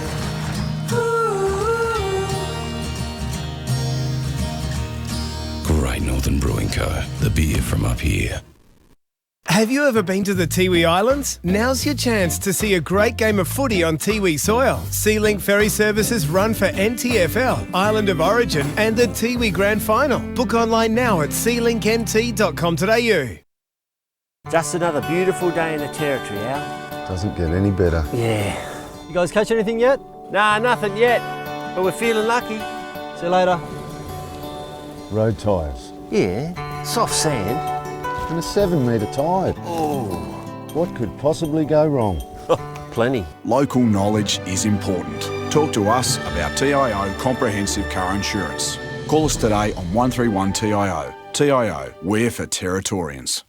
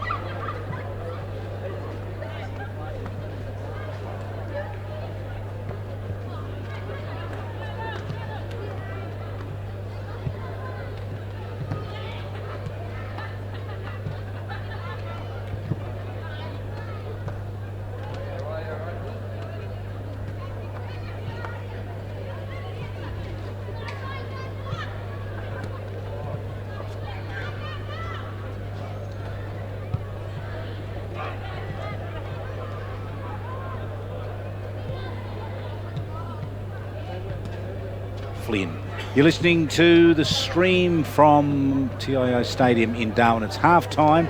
Teams are back out on there. St Mary's and Nightcliff locked in a titanic battle here. 7 goals, 8. St Mary's out by 20 points over Nightcliff. 4-5 in the commentary team. Tash Medbury with us. Tash. Yes, good game, living up to the expectations that we were hoping for, and rip a second half ahead. And Dominic McCormack. Dom. Thanks, Charlie. Yes, as Natasha says, we should have a great second half in front of us. Young player coming off in front of us here, Pio Poor Jimmy. I'm really looking for something from him for St Mary's, and I'd really like to see more from Kane Riley in the second half of the Nightcliff Tigers. Such a talented player for them, wonderful skills, just hasn't been involved in the game to date. No, and at half time there was one of the coaches actually had him out the front. Second half almost ready to go here. Umpire stands in the middle. Kieran Davis keeping an eye on it. Kieran, what's in front of us? Yeah, I'll be interested to see how the players have cooled down. Bit of a biff at the end of that second quarter. We'll see how the two teams approach it discipline-wise in this third quarter. 20 points the margin. Saints in front, 7-8 to the Tigers, 4-5. Nightcliff unbeaten, sit on top of the premiership table. They beat St Mary's in round 1, I think it was, of the competition, and they're trying to do it again here. Dominic McCormack to get the second half underway. Seb Gilhouse, the man mountain for the Nightcliff Tigers, lining up against Ryan Smith in the ruck. The big fellow, Gilhouse, had all the running forward, got it across. His kick was smothered off the boot, comes back to him, batted away by Fenton for St Mary's. Wonderful handball comes out to Cameron Islet. Clearing kick up inside 50, thumped away by the Tigers. Labastida should be first there, leaves it for Paredes. Somehow clears a space, gets the handball away to Fenton, toe pokes it at goal and kicks the goal. Great start to the quarter by St Mary's, but Henry Labastida, just his effort in getting his teammates in, he just does the 1%ers, Charlie. He's terrific. Just watching on replay here, look, Cameron Islet just launches the ball into 50. No communication there by the Tigers defenders. And just and Nathan Paredes, great player as well. So great goal there to Fenton. And the ball comes back into the middle, so Saints kick out a little further. 8 goals, 8 now to 4 goals, 5. Wonder what the Tigers have got left in the tank. Gilhouse rucking, Ryan Smith to jump against him. Players crouch in the middle. They got 4 from each team in there. When the ball hits the ground, who gets the clearance out of the middle? It's going to be Saints. Onto the right boot. High kick down towards the half-forward line. Back underneath it to Ban with the big fist. Knocked it away from McFarlane. Land in the hands of Cameron Island. Second effort was good. Picked it up, lost it. Out to McFarlane again. His kick was smothered to Ban in there. Gets it, got it onto the right boot. Got it clear only as far as Labastida. Snaps from a standing start. Down towards the boundary line. Lands in the goal square. Saints come in and kick it off the ground. I reckon it's McFarlane. Ran down, thank you very much. Kicks the goal. He's got 3. Yeah, that's Peter McFarlane. Opportunist goal again in the right place at the right time. And St Mary's have started this quarter on fire. We're just watching an effort there by Cameron Islet. Peter McFarlane was actually the one that kicked it in. Great goal. Well, Cameron Islet again. Just his ferocious attack on the football, Charlie. He just 1, 2, 3 efforts. Henry Labastida again kicks it into the forward line, and Peter McFarlane kicked it off the ground. Having a night to remember, Labastida, isn't he? He is. Back in the middle again, Gilhouse up against Smith. Bounces poor, that'll come straight back again. And we see Jonathan Peris perhaps going down as an extra man in defence for the Tigers. Now Ben Rioli sitting out by himself at half forward. Coco Nicky going to him. Ryan Smith up high, wins it to the advantage of Geary. Geary quickly to Paredes, ducks the head, almost loses the ball, gets a kick away. Rioli running onto it, that's Ben. Gets a quick little kick off the right boot. High up and under in forward 50. McFarlane got hands to it, couldn't take the mark. Jackson Geary couldn't handle. Underneath the pack there, Justin Cooper. It's trying to be flicked out the back to Ben, comes through. He's stripped of it, falls here. Handball comes out to McFarlane. Another little handball off to Labastida. Goal kick by Labastida. That's his third. Henry Labastida, yes. St Mary's are just dominating the first 3 minutes of this quarter. Peter McFarlane and the Henry Labastida show. And just the ferocious attack again. And good to see Justin Cooper's back out there after we thought he had the knee injury. And we haven't got an update if Kieran is able to get one on Olungo. So that was almost a replay of the goal before, except the result was it was the other way around. It was Labastida got it down to McFarlane. That time McFarlane gave it to Labastida, and Labastida got a high one running down there too, which was a little dangerous. 10-8 now to 4-6. Saints have come out of the blocks here in some spectacular fashion. The top of this second term. Geary went looking for it. Gilhouse got it. Handball came back towards Geary again. It didn't get to him. He went looking for it. It's on the ground. In goes his lookalike Cam Island. Handball across to Cooper. Left it behind. Handball for Saints. Not able to go forward again. Geary goes backward with the handball. Gave it off to Cameron Island to get on the right boot. Brings it in, turns it over. Nightcliff got to it. They couldn't get clear. That was Adam Baird under pressure. Loose ball into the hands of Coombs. Long handball over the top. Ben Rioli, thank you very much. Bang, kicks the goal. Another one, Charlie. They are absolutely on fire. Great team play. Michael Coombs, who got it over, but Cameron Island has started the game on fire. He's had about 7 touches in 4 minutes of football. Fantastic display, and the St Mary's are absolutely taking it to Nightcliff, and Nightcliff just have not been able to respond. Well, it's the biggest wake-up call Nightcliff are ever going to get. Kieran? Yeah, St Mary's and the supporters are very up and about on the bench, whereas Nightcliff, they're a bit stunned at the moment. I don't think anyone would have expected St Mary's to kick 4 goals in 4 minutes, and if Nightcliff can bounce back from this, they'll be in the game, but otherwise St Mary's are just rolling on through. Ball up in the middle again. Smith beaten forward on this occasion by Gilhouse. Cameron Island in hard in the middle, laying the tackle straight in on his immediate opponent. Well, Natasha said they were going in hard. He certainly did then, and that was Adam Baird. He just poleaxed him into the ground.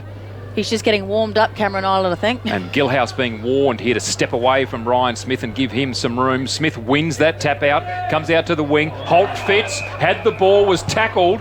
And it's a high tackle is the free kick against Michael Coombs. The umpire was right there.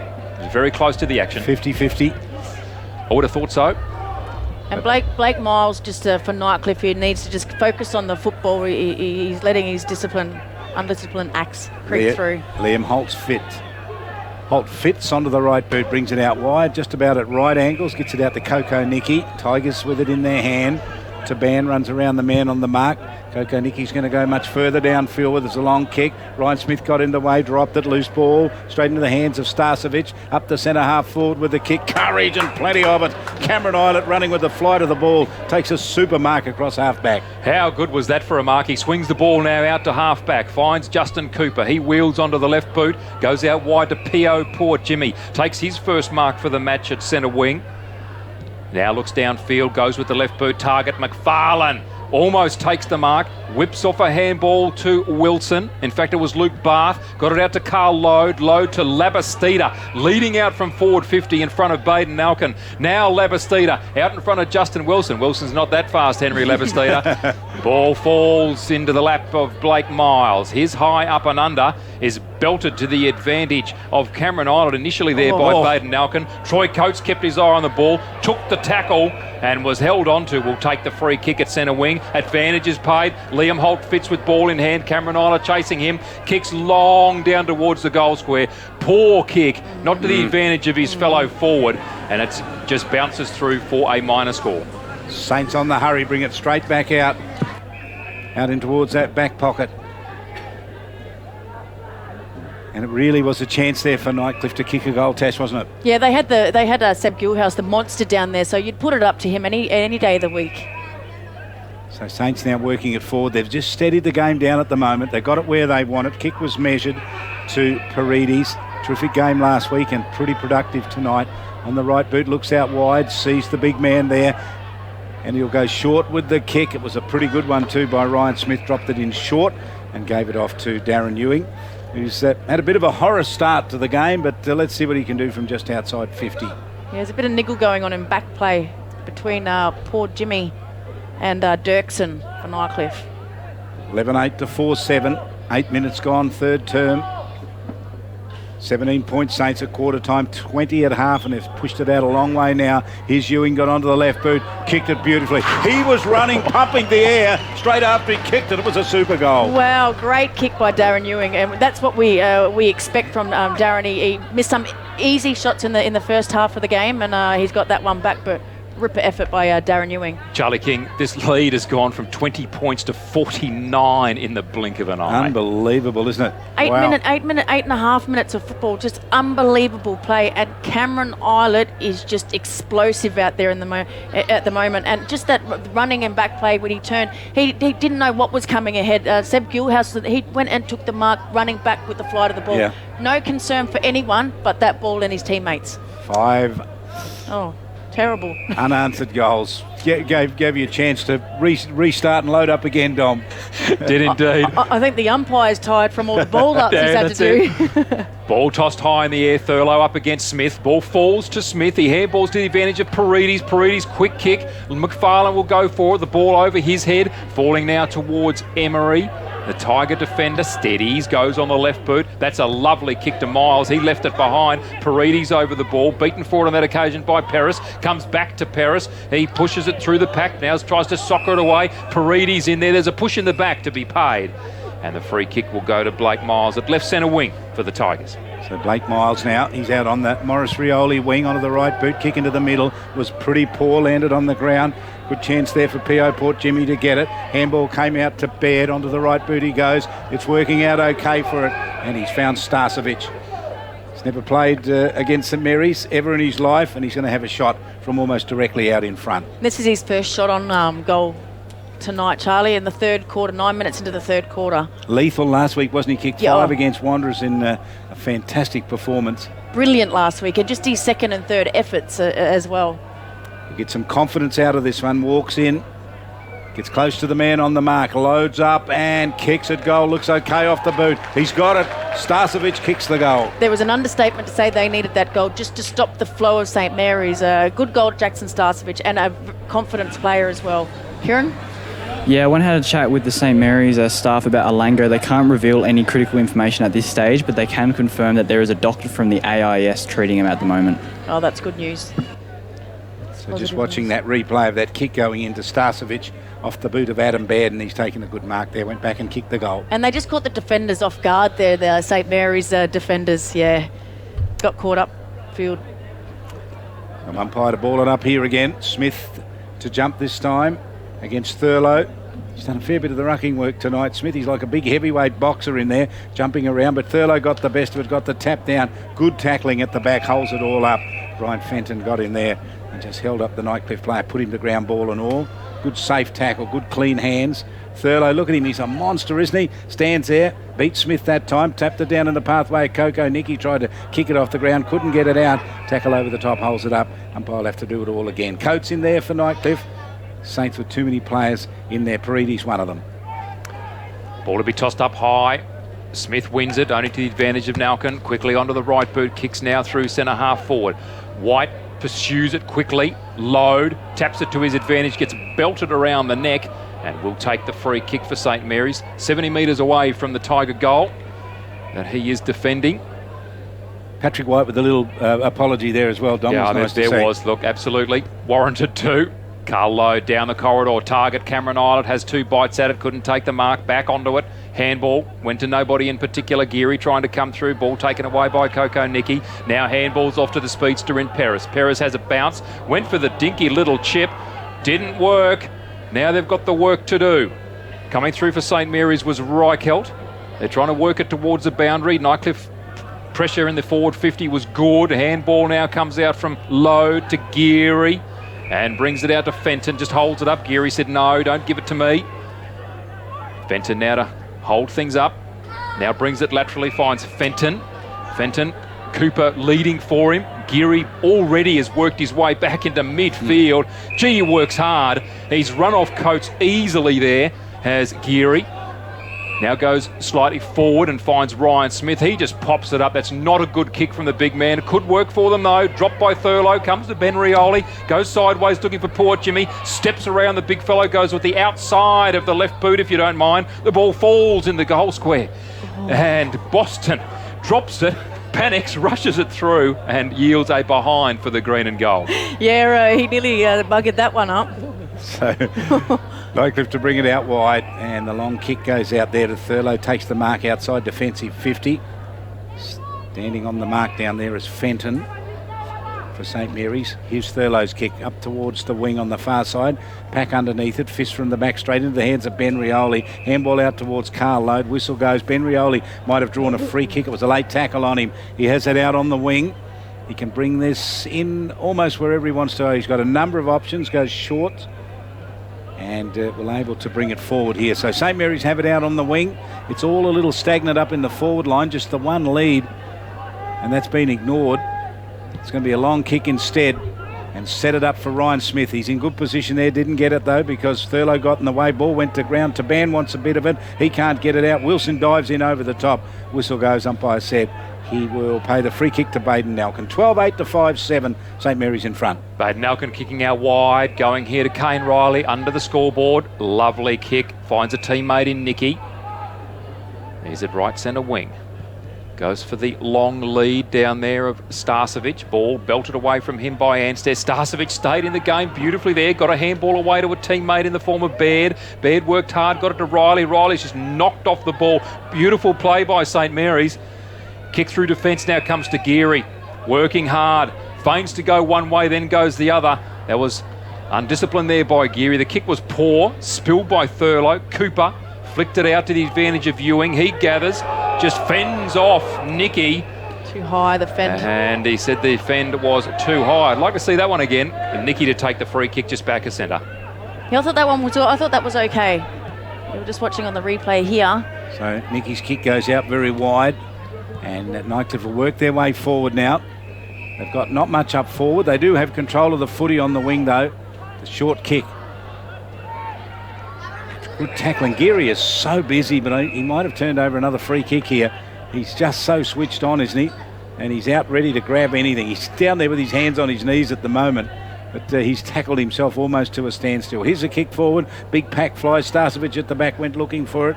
Desperate work there by Coombs for Saints. Gets it out towards the wing. It's a bouncing ball. Iggy Vallejo a chance. Runs on it. The two number 4s in battle there. Adam Baird's tackle was good. Geary got the kick away. Up towards half forward to Ban on the charge. Cannons to the end of the man in front of him. Labastida, who's having a brilliant night tonight, wins it out there on the wing. Brings it into the forward line. Free kick. It was a chopping of the arms, said the umpire. Baden Nalkin hangs his head in desperation because the free kick's going to go to Saints.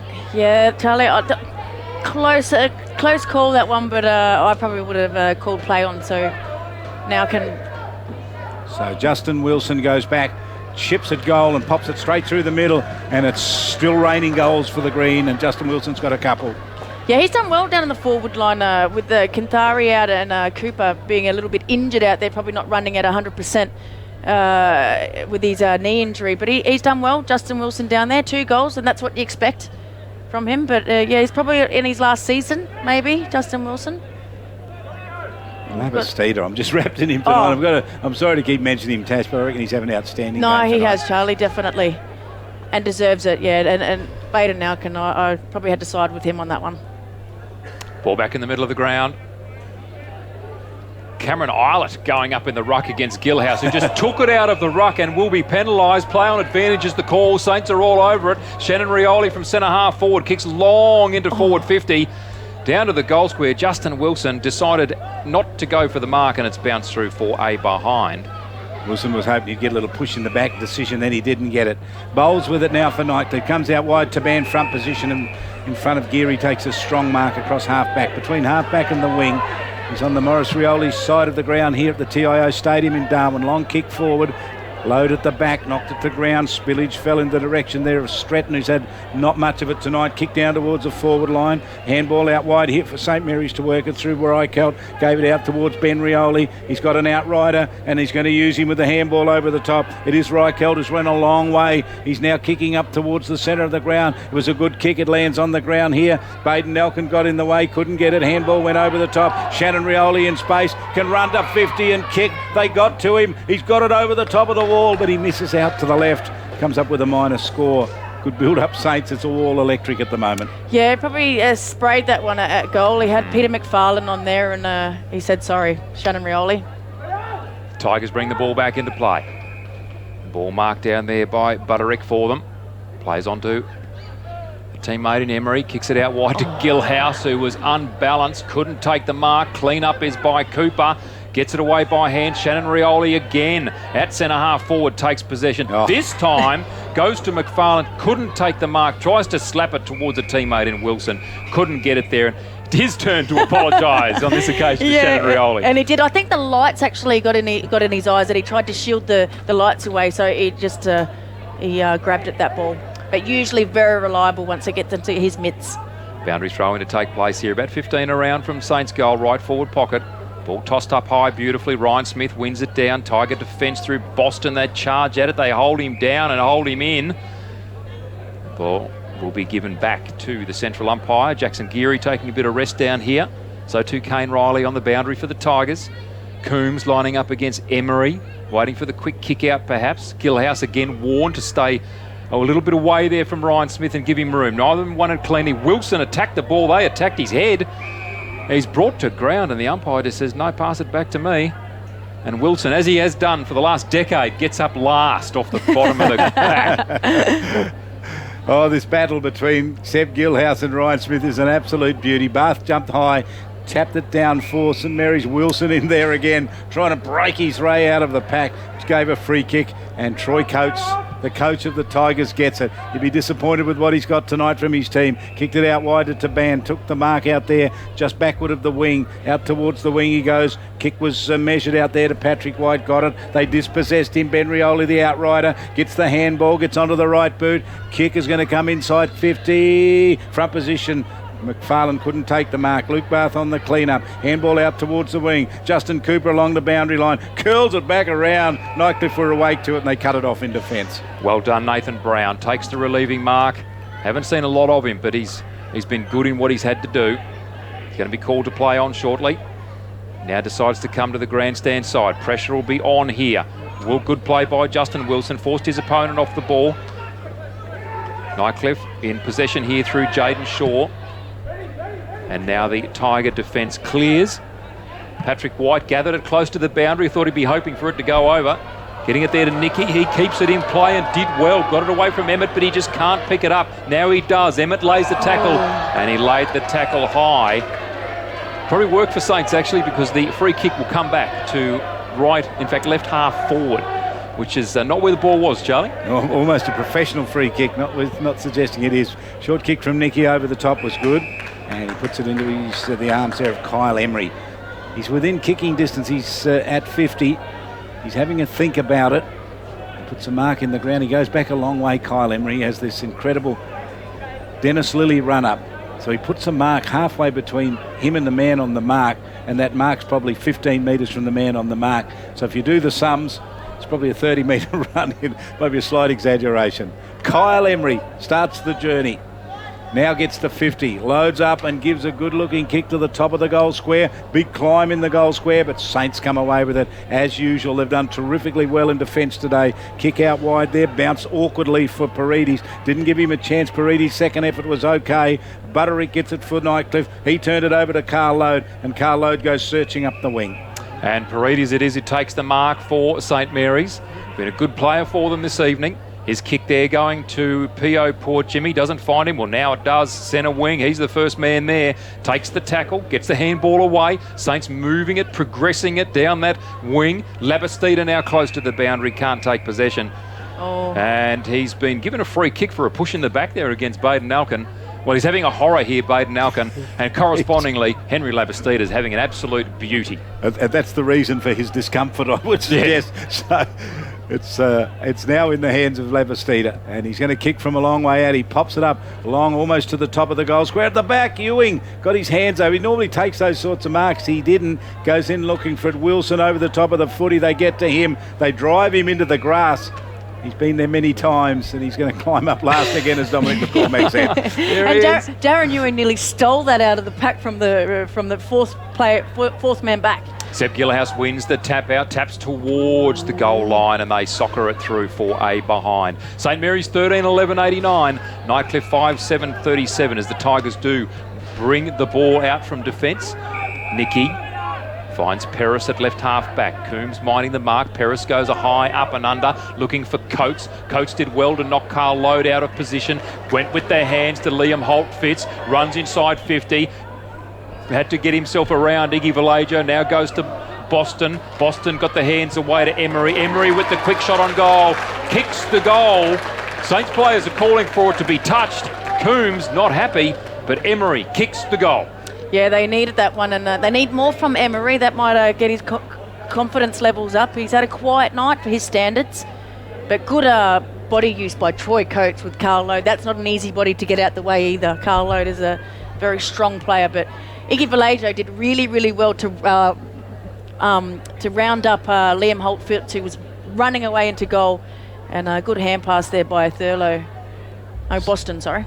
6 individual goal kickers for Nightcliff. That's a bit of their problem, I think, tonight. They need a couple of multiples up in that forward line. St Mary's has certainly got them. 3 to McFarlane, couple to Wilson, couple to Ben Rioli, couple to Henry Labastida. And they're really making life difficult for the Tigers here. They come in unbeaten, the Tigers. They're not going to be able to walk away with that in the bank today. Out of the middle comes Coco Nicky. Kick the forward line was good. Good strong mark taken down there. This might be Dirksen. He's a long way out though. He gets to 50, kicks it right over the top to the top of the goal square. Big hands at the back. That's a big strong mark taken down there by that powerful man Thurston, Thurlow. Big Fraser Thurlow. Look at him. Look at his arms, Charlie. He is the size of my body. A big unit, I think they call that. Tash. But look at that, and full stretch too. Directly out in front, he kicked that memorable goal from 50 on the run. He's straight out in front, he stabs at it and he bangs it through the middle. They've kicked a couple in a hurry, the Tigers. Are they coming back? Tash. They're making their run a bit late, but we've still got the last quarter to go, and good mark by Thurlow. That's his second goal for the game, and they've kicked back-to-back goals for the first time in a long time. He creates the mismatch when he goes down there, doesn't he? Because there's really no one that can go with him. But they've got the height down there, so they're putting Seb Gilhouse down there as well. They've got Boston, they've got Thurlow. They just need the delivery in there. Yep. Kieran? Yeah, Dean Rioli described Nightcliff really well last week, and that they're a front-running team and they gamble, and I think they need to gamble if they're going to win this game. Well, they'll have to. The biggest risk is no risk at all. 90 plays 50. St Mary's with a 40-point margin here at the 25.5-minute mark. Smith won the ruck tap out. Saints, can they bring it out of the midfield? Paredes lost the ball, goes to Kane Riley. Riley to Gilhouse. Gilhouse has gone back to Riley. He's caught in a tackle, loses possession. Handball now comes back to Paredes, goes to Geary. Good handball, back to Paredes again.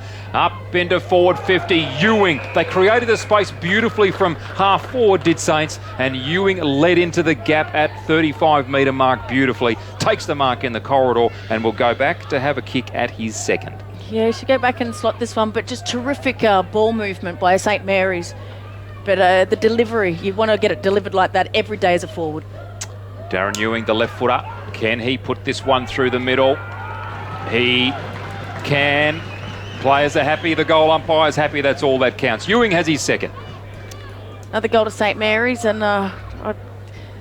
Nightcliff kicked back-to-back goals, but just getting that goal back to St Mary's has taken the run out of Nightcliff, and unfortunately for Nightcliff, they just don't have enough ball winners. Jackson Geary, Cameron Eilert, Nathan Paredes, just the midfield engine of St Mary's is just dominating, and that's the difference. And when you deliver the ball like that, unfortunately the Nightcliff forwards aren't getting that delivery. How much of a difference would Jason Cole or Tyrone Downey make on this game, you reckon?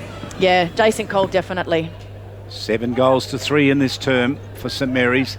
They have dominated this match. 17 points at quarter time, 20 at half time, and a long way out in front now. From the middle, Shannon Rioli squeezes the kick up towards Labastide. A good punch at the back from Malkin.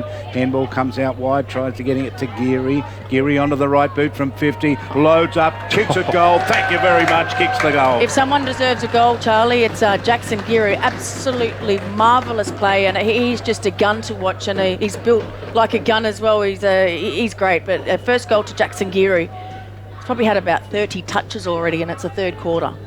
Super player, isn't he? Oh, he's great. It's like a Rolls Royce.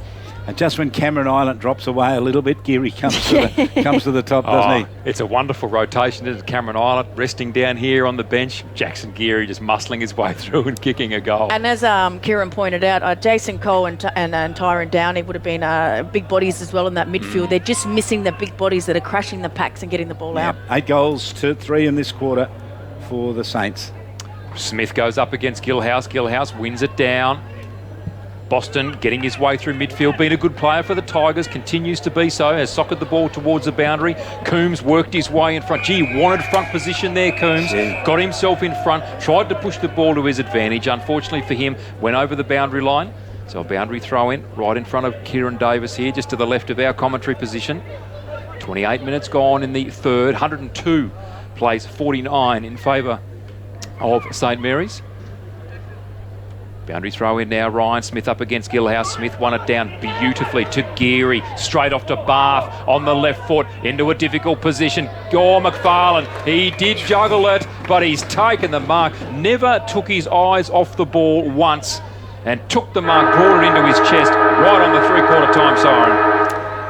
Yeah, St Mary's just absolutely brilliant. Ball delivery again, but Peter McFarlane, once those mitts have got the ball in that grip, he's very rarely does he drop it.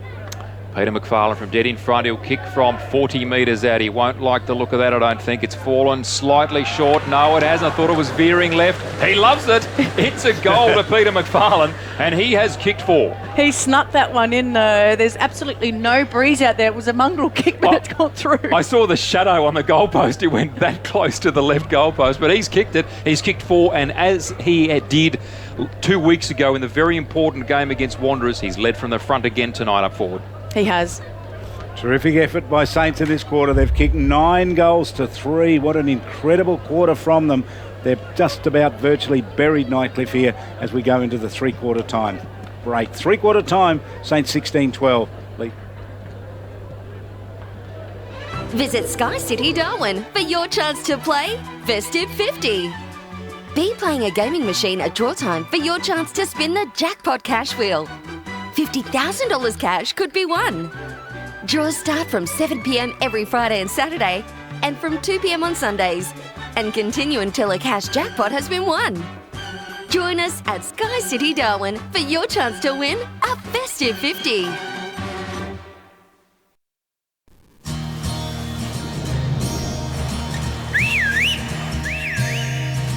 Time to escape, cause I'm in need of warmer weather.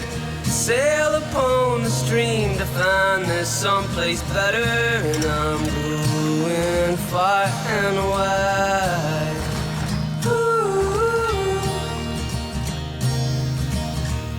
Great Northern Brewing Co. The beer from up here.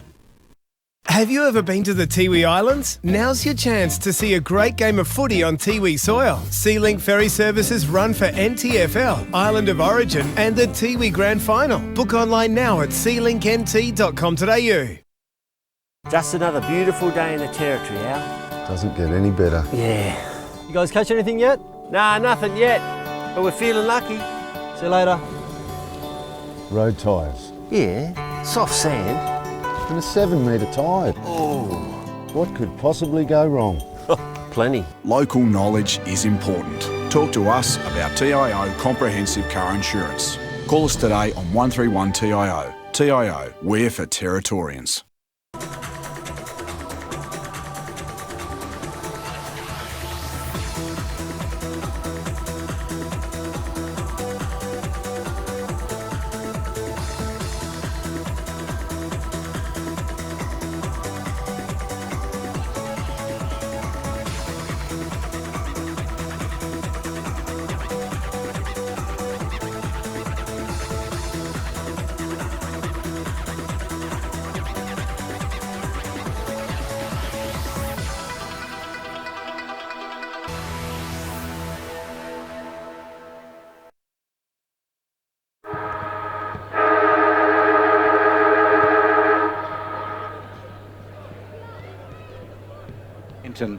For St Mary's, that tallies there 16 goals, and for Nightcliff 2 goals to Thurlow. He's the only multiple goal kicker. Singles to Boston, Emery, Starcevic, Coates and Holtz-Fitz. 17 points at quarter time, 20 at half. It's out to 58 here at three-quarter time. It's round 9 of the NTFL. This brings us to the halfway mark at the NTFL, or during the NTFL season, and it'll make no difference to Nightcliff. They will still sit on top, because this will be their first loss. Saints have had a couple of losses, but the second half of the season promises to be something special. Yeah, I've just been keeping my eye on Troy Coates, and he's still positive, and I mean, they haven't been in this position, but it's good to get a loss as well, especially before Christmas. We know that they talk about the 2 seasons up here with the pre-Christmas and after Christmas, but yeah, absolutely. As much as the game's blown out a bit, it's still great skills and still exciting football. Well, the one team that really learns from a loss is St Mary's, time and time again. If they get beaten, and they did get beaten last time they played Nightcliff, although it was a long time ago, earlier on in the season, they haven't forgotten that, St Mary's, and that's why they're playing so well today, I suggest. Look, I think you're right too, Charlie, and we go back to 2 weeks ago, the way they played against Wanderers. I think this is a very similar game in a sense. It was quite close, quarter time, half time in that match against Wanderers, and then the third quarter, Saints just turned it on, as they have done again here this evening. The margin blew out, and then it went a little bit further then in the last quarter. You know, Nightcliff really matched them, as Wanderers did 2 weeks ago, but the second halves, I'm not sure whether it's fitness, concentration, a will to win, whatever it is, St Mary's are really making a mark in their third quarters, and then they've gone on with it. So it'll be interesting to see what they do here.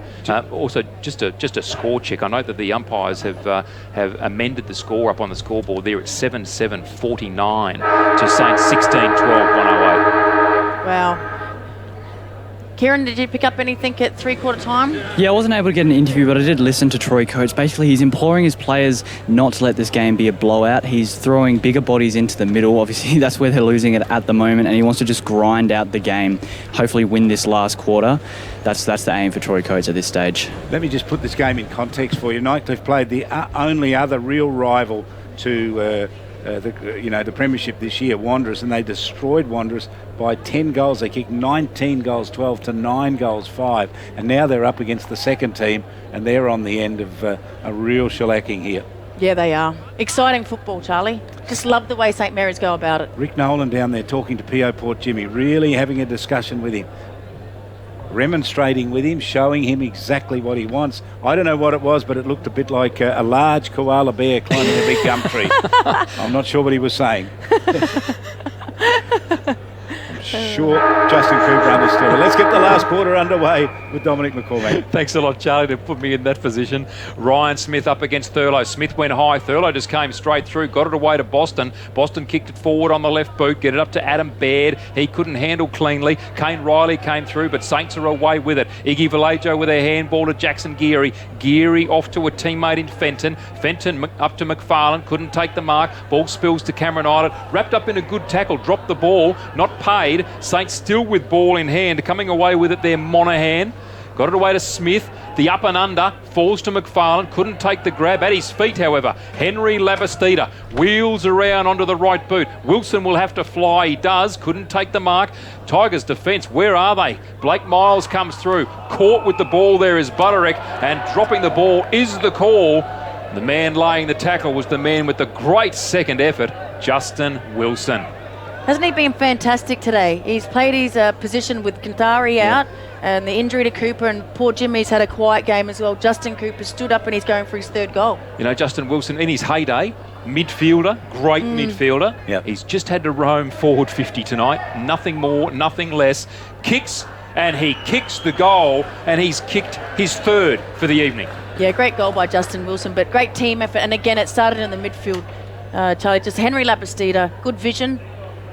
Kicks it across field, and Justin Wilson throws his body, but he's still on the ground, Charlie, and then he gets up and he puts in a second and a third effort. Here we go. Here, great tackle, holding the ball. His courage is just incredible, isn't it? He's probably the most courageous player in NTFL footy, I reckon. Justin Wilson. He cares not for himself at any time. Yeah, he had that big concussion last year, late in the season as well.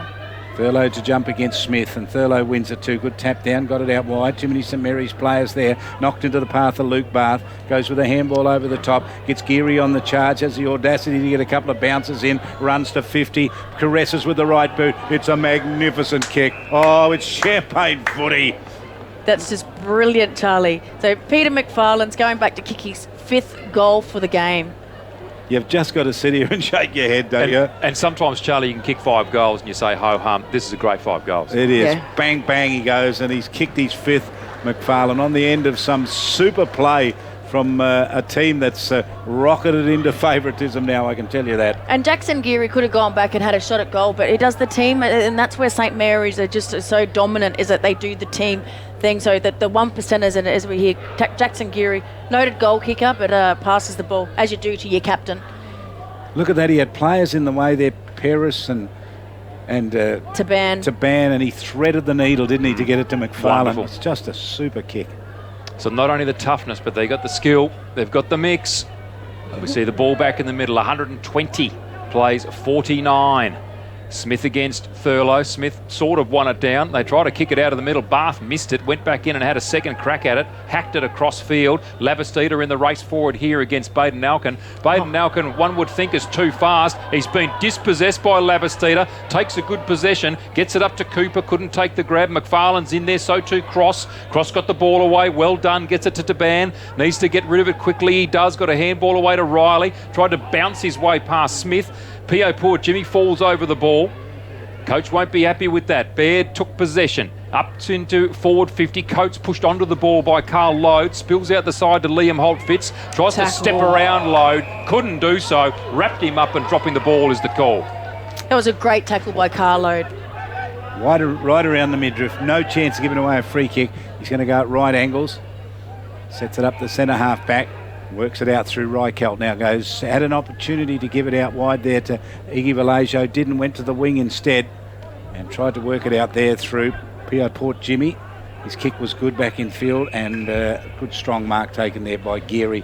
Outstanding performance from Justin Geary today. Jackson Geary, rather. Goal in the third term. He's got the blue boots on. He's out on the wing in front of the scoreboard. He pumps it up to the half forward line over the top of Taban. Knocked on cleverly to Paredes from McFarlane. They've caught him. He used two hands. I thought that was a bit too slick for it to be a hand pass. That was a great call by the umpire. It was about 40 metres away, and I think he was spot on. It was the double hand tap on, which is called a throw. Thurlow now from deep in defence, just goes straight up the corridor. Iggy Vallejo goes straight up in the air and belts the ball away to the advantage of Cameron Island initially. It was socked away there by Miles. He'll be called for it. And that is a dangerous piece of play, the free kick to be taken out there by Reichelt at centre wing. He's come into the game, Reichelt, a bit, hasn't he? He has, hasn't he? In the second half, he really has just kept on running. He's played his part in the back line. Yeah, he has. He certainly has. So Peter Reichelt here. Finally, the ball is returned to him. The umpire blows time on. Gets a run up, does Reichelt, goes long into forward 50. Target down there, McFarlane goes high, gets a hand to it, can't take it. Ball spills to Fenton, tries to get a handball away, was untidy. Knocked away there by Taban. Coming through strongly, Shannon Rioli. Handball away to Labastida, socket it forward to Wilson. Tried to get a handball away to Ewing, succeeded. Ewing tidies it up, makes it look good. Gets the ball away to Fenton. The quick kick on the left boot is a behind. Probably rushed himself a bit there, Natasha. He had more time to settle and have a better shot at goal.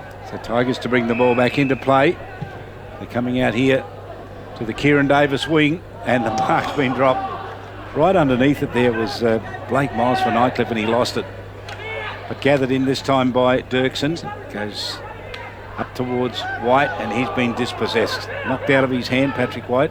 Needs to hold a little better than that. His second effort's pretty good, though. He got to it, got onto his right boot, kicked down forward, cut off by Ben Rioli, running with the flight of the ball. Defensive side of the wing, caresses it inside 50. Nice pass there, gave it off to Brodie Emmett. Emmett's kick wasn't very good, gave Starcevic a chance, had it. Carl Load got to him and took it off him. Handball came out, Liam Holtz-Fitz gets towards the 50-metre line. Saints in there with numbers. Ryan Smith hard for the footy. Rather, it was Iggy Vallejo in there. He couldn't get it. Now Ben Rioli goes in and cleans it up. Thumps the kick out long towards the wing. Ball lands on the ground there. Chance for Ryan Smith. Gets it this time. Handball was clever. Linked it out towards Fenton. And Fenton goes up in the forward line. The mark taken down there for St Mary's by Ewing. Whistle is gone. It's going to have to come back. Now, why is that not a downfield advantage, Can't Charlie? work it out. Cannot work it out. Anyway, Fenton takes the free kick, goes out wide and finds Cameron Islet. Swings inboard with the hands. It goes to Shannon Rioli. Runs to 50. Has the long bomb on goal. It's going to fall short. No, it's not. Goes straight through for a behind. He's had a few flying shots, Natasha. He has, Shannon Rioli, tonight. He's missed all of them. Great soccer skills as well on display as always with Shannon. Tigers bring the ball back into play. They find themselves deep in defence. Boston again was the player on offer, took the mark, swung it out wide and goes to Nathan Brown. Brown now down the corridor looking for Taban, drops the mark, should have taken it, holds onto McFarlane. Cameron Island in there, Coco Nicky gets there after the tap on from Taban, went back to Taban, did well, they stayed in the game. The big kick up towards forward 50, punched away there by Vallejo. Running onto it, Load, Calm. McFarlane's just stayed in the one spot and he picks up another kick at centre wing, pops it over the top and goes to the hard run of Paredes. Paredes now right half forward, kicks inside 50, target is Ewing, and the ball belted away from him there by his opponent in Thurlow. Boundary throw in. Dom, can I say for Paredes, I don't know his background, where he comes from, but he is just really fitted into this style of play that St Mary's play. Hasn't he ever? Every time we see him, he just seems to be getting better and better. Getting better. I don't know where he's come from. It's almost like he's one that came up through the juniors or something and been there all his life. And look, maybe he has, but he's playing so well, it'd be hard to dislodge him now. He's got to be a man we've got to get an interview with at some point, Kieran. So the ball comes out of defence here for Nightcliff. St Mary's running forward again. Hard tackle again, laid on that time by Fenton. But Nightcliff can win it. Kick out towards the wing was a pretty good one. Mark taken out there in front of Coombs, which is no easy task, was taken by Stretton. Stretton's kick up towards the half-forward line. Carl Load being held onto, knocked the ball to ground. Handball was turned it over, though, and landed in the hands there of Nightcliff, who went forward with it, and the loose ball down towards the pocket, and he took his eyes off at Liam Holtz-Fitz. It bounced for him. He looked up at the goals and lost it. And all he had was Ryan Smith, who did not stop running. He was the player between Liam Holtz-Fitz and the goal, and he's just dropped it. He's had a look and heard the footsteps coming, and he's fumbled it over the line. And Smith told him all about it too. And wouldn't he? He would indeed. Smith now to go up in ruck against Emery. Smith wins it down, running hard onto it. There is Butterick. Tigers working well here in forward 50. They're keeping the pressure on. Eilert now comes out with the ball. That ball's stolen away by Butterick. His quick kick up towards the goal square. Mark dropped there by Reichelt. And then under pressure, walks it through for a behind. Immediately goes through and kicks the ball out to Shannon Rioli. Takes the mark just outside defensive 50. His kick looking for Labastida. Just worked Nalkin under the ball. Took possession at centre wing. Gets it on now to Fenton. Fenton, the long kick up into forward 50. That wasn't his best effort. And the mark taken down there by the big fellow in Thurlow. So Fraser Thurlow brings it back across the half-back line to centre half-back. And Nightcliff can get some clearance here now out towards the half-forward line. At the back, Cameron Island with the big fist. It was a super punch. Out of position. He got there and smacked it 25 metres to the boundary. The timing of the punch, Charlie, was absolutely perfect. Stretton was gobbling it up, wasn't he? He thought he had that, and then next minute the fist come over. Cameron Island, you champ. Ball in front of us. Ryan Smith tapped it down. Carl Load came from behind him and then got pushed as he kicked it, and then kicked it out of bounds on the full. So it was some good play there from Liam Holtz-Fitz. So Holtz-Fitz in front of us. He's going to set this up in the forward line. He kicks okay, hugs the boundary line. Worked pretty well. Put it into the hands of Stretton. Starting to get a little bit of it in this last quarter. Maxie Stretton. Then kicks it inside 50. Ryan Smith's going to get in the way here. He dived at it, went to ground. Snap kick from out of a pack's going to miss out wide and miss everything. Like the player there didn't realise how much time he did have. Let's go down to Kieran. Yeah, had a bit of a research on Nathaniel Paredes. Turns out 3 years ago, back in 2013, he was playing for Gippsland Power in the TAC Under-18 competition, and in 2014 he played for Casey Scorpions in the VFL. Oh, well, there we go. Some pedigree there for Paredes as we see the Tigers taking possession again through Stretton at half forward. He's just pumped it into a dangerous position in the corridor, 30 from goal. Cooper's taking it. How did he get rid of that? Got it out to Luke Barth. Luke Barth couldn't handle it. It was too hot to handle. And again, Coates now with the kick on goal, somehow emerging from that pack. He's kicked a behind for his team. They move on to 7-9-51. St Mary's 18-15, 123. And Stess gets it from Iggy Vallejo. Those two working together as they have for many, many years. Ball rolls towards the boundary line. Cooper goes in looking for it, couldn't get it. Assistance comes in a hurry. Jackson Geary. Who else? He's had so much of it tonight. Kick up towards the wing. Good strong mark taken down there by Nalkin. who's had a frustrating night tonight on Labastida. I can tell you that he hasn't enjoyed any of this. Ball kicked away, lands on the ground. Saints looking for that front position. Emmett pushed it up a little further. They've got the run here. Well pushed done. on, knocked forward by Fenton. Can he get to it? Yes, he got it. The handball, rather, came out from McFarlane to Monaghan, and Monaghan goes back and kicks the goal on the run. Good goal. Yeah, that was Peter McFarlane who gave the hand pass there to Ryan Monaghan. Ryan Monaghan, who's been very quiet tonight. Haven't called his name very much for St Mary's, but just the kick ahead. Ben Emmett, who kicked the ball, probably gained about 50 metres here, and Fenton, attacked the ball. Yeah, when you got Patrick DeBan charging at you, I think I'd tap the ball onto and not take possession. Well done. And out to Monaghan. And Monaghan's been one of those link players, I think, tonight. Hasn't had a lot of streaky play, if you like, and that's what his one clear moment, and he made the most of it. He did. Good goal from him. Another goal kicker. He's got 4, hasn't he? He's had a good night. Monaghan. I called him Monaghan, but we'll go with Monaghan. I reckon you're right there, Tom. Yeah.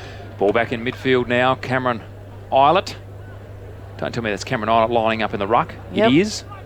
He hasn't bothered with it, but he's rode Thurlow straight away. Got the ball to Fenton. Fenton almost back there to Monaghan.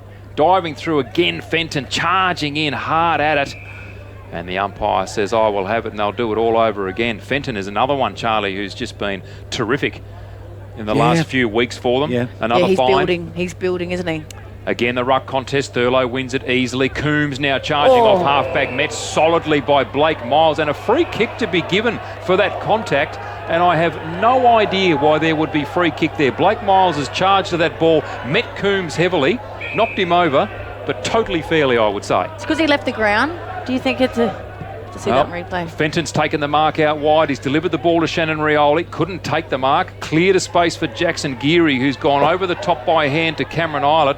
Eilert now just kicks the ball to space and says, Ewing, you run onto that. He does. Takes possession. Wheels onto the left boot. Gets a handball away under pressure. Goes to Gearing. Back to Ewing. Snap on the left boot is going to be out of bounds on the full. And Taban to take the free kick deep in the left back pocket. How clever is Jackson Geary? He is a great player. Oh, he's brilliant. He looks like he's just come off a full season. Maybe he has. He's been away, hasn't he? So Taban's kick is a long one outside 50. It's a good kick from him too. Would have been all of 55 metres. Shannon Rioli, there was one way to get rid of Thurlow, and that was the only way, was to try and drag him to the ground UFC style. He dragged him like a bag of spuds and then threw him away. Kick out wide here to Coco Nicky for the Tigers. They go very, very wide towards the wing. Ball out of the hands there of Dirksen. Went back to pick it up. They get to him very quickly. They closed on him. Monaghan was one of them. Saints win it this time. And the turnover gets them to put it down towards the half-forward line. Standing in the way, the big man again. Labastida thought better of running at him. And first, Thurlow got the kick. Thurlow got the kick into the middle of the ground. But it's all St Mary's there again. This time, the kick forward from Paredes down towards the half-forward line. Saints with it into the hands of Justin Wilson. Goes back, bangs a goal and misses out to the left. Comes up with a minor score, but it is officially a drubbing. St Mary's long way out in front now, 19-16 to 7-8. Oh, it is a belting indeed. Nathan Brown, and he's had a couple of cracks at it, has Darren Ewing. So did Peter McFarlane earlier in the game, and they've finally got him for stepping over the line. They've mentioned it to the umpire a couple of times and pointed it, and this time they've got him. But Justin Wilson there probably should have delivered the ball into Darren Ewing as well. So Rick Nolan will probably take him aside, even though you got 3 goals, Justin. Yeah. Team first. Team first. So there'll be the ball up right on the edge of the goal square. The umpire tosses the ball up high. McFarlane wins it. They work it to a few metres out from goal. Justin Wilson took possession. Taban's crashed into him, held onto him. Gee, he didn't have much opportunity there, Justin Wilson. He gets up last and Taban gets the free kick. Wilson is the magnet for Taban. He's the Taban magnet. He just gets him every time. We can't wait for it. Knocked towards the boundary line. Cameron Eilert sees it over. So we've ticked up to 17 minutes in the last quarter. The game's fallen away just a little bit. If you're a St Mary's fan, you can feel pretty happy because it's been a comprehensive and dominant performance from them today. They've just destroyed Nightcliff, and the poor Tigers have got a little bit of wound licking to do over the next week before they come back here for a game next week. Throw in here on the wing, knocked to ground.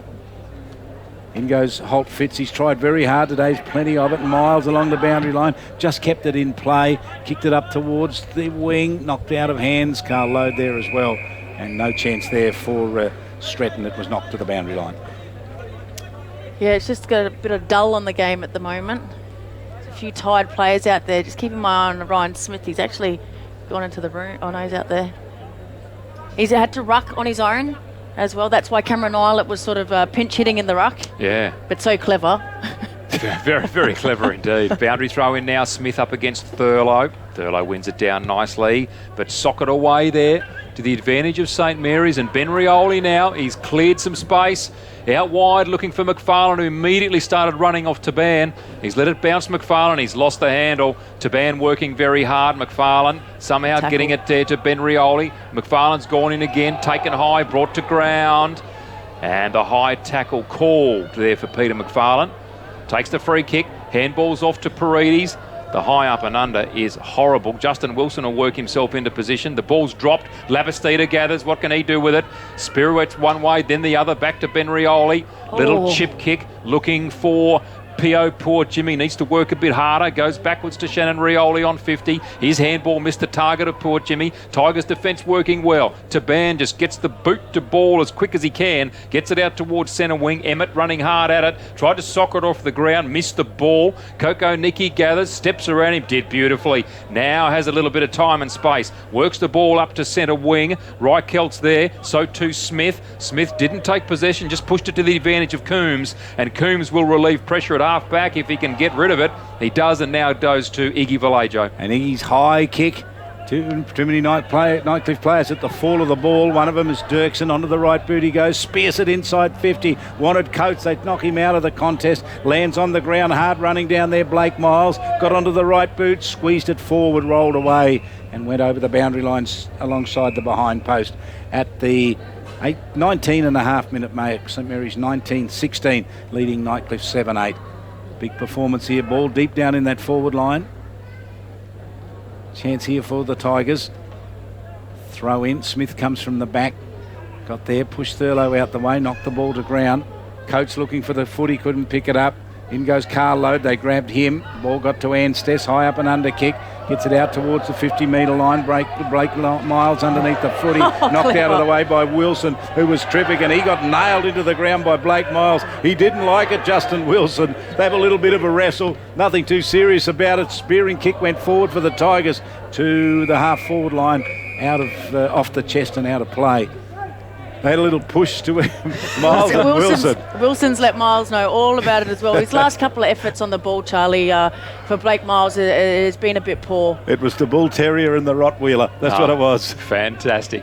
Boundary throw in. Smith beaten for it on this occasion by Baird, who came as the third man up. Iggy Vallejo belted the ball away, and then Joel Cross has just grabbed him high, very undisciplined, and brought him to ground, and the umpires got him for it. Vallejo handballs away immediately, goes to Bath. Bath out to Anstess. Anstess on the right boot. He's making Emmett work for it out here. Emmett will be challenged for it here by Coco Nicky. Nicky's already beaten him on this in a similar effort already this quarter. But Emmett gets it away. Now the ball's tapped to Coombs. Coombs steps inside his opponent and in these greasy conditions has just lost the ball, and Bath come through. Players calling for a free kick for a high attack on the ball.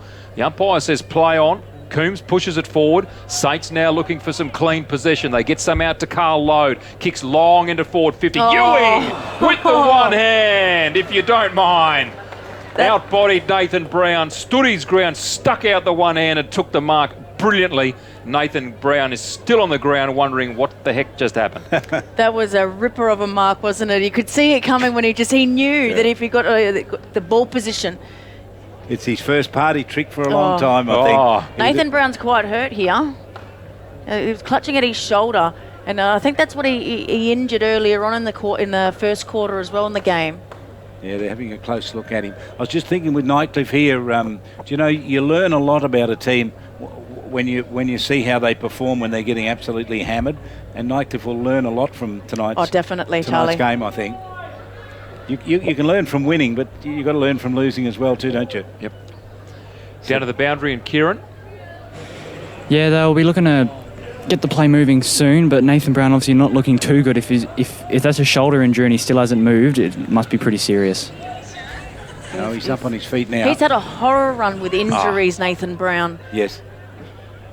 He's Darren. a skipper and a good choice. Sorry, Yeah, Don. He is indeed.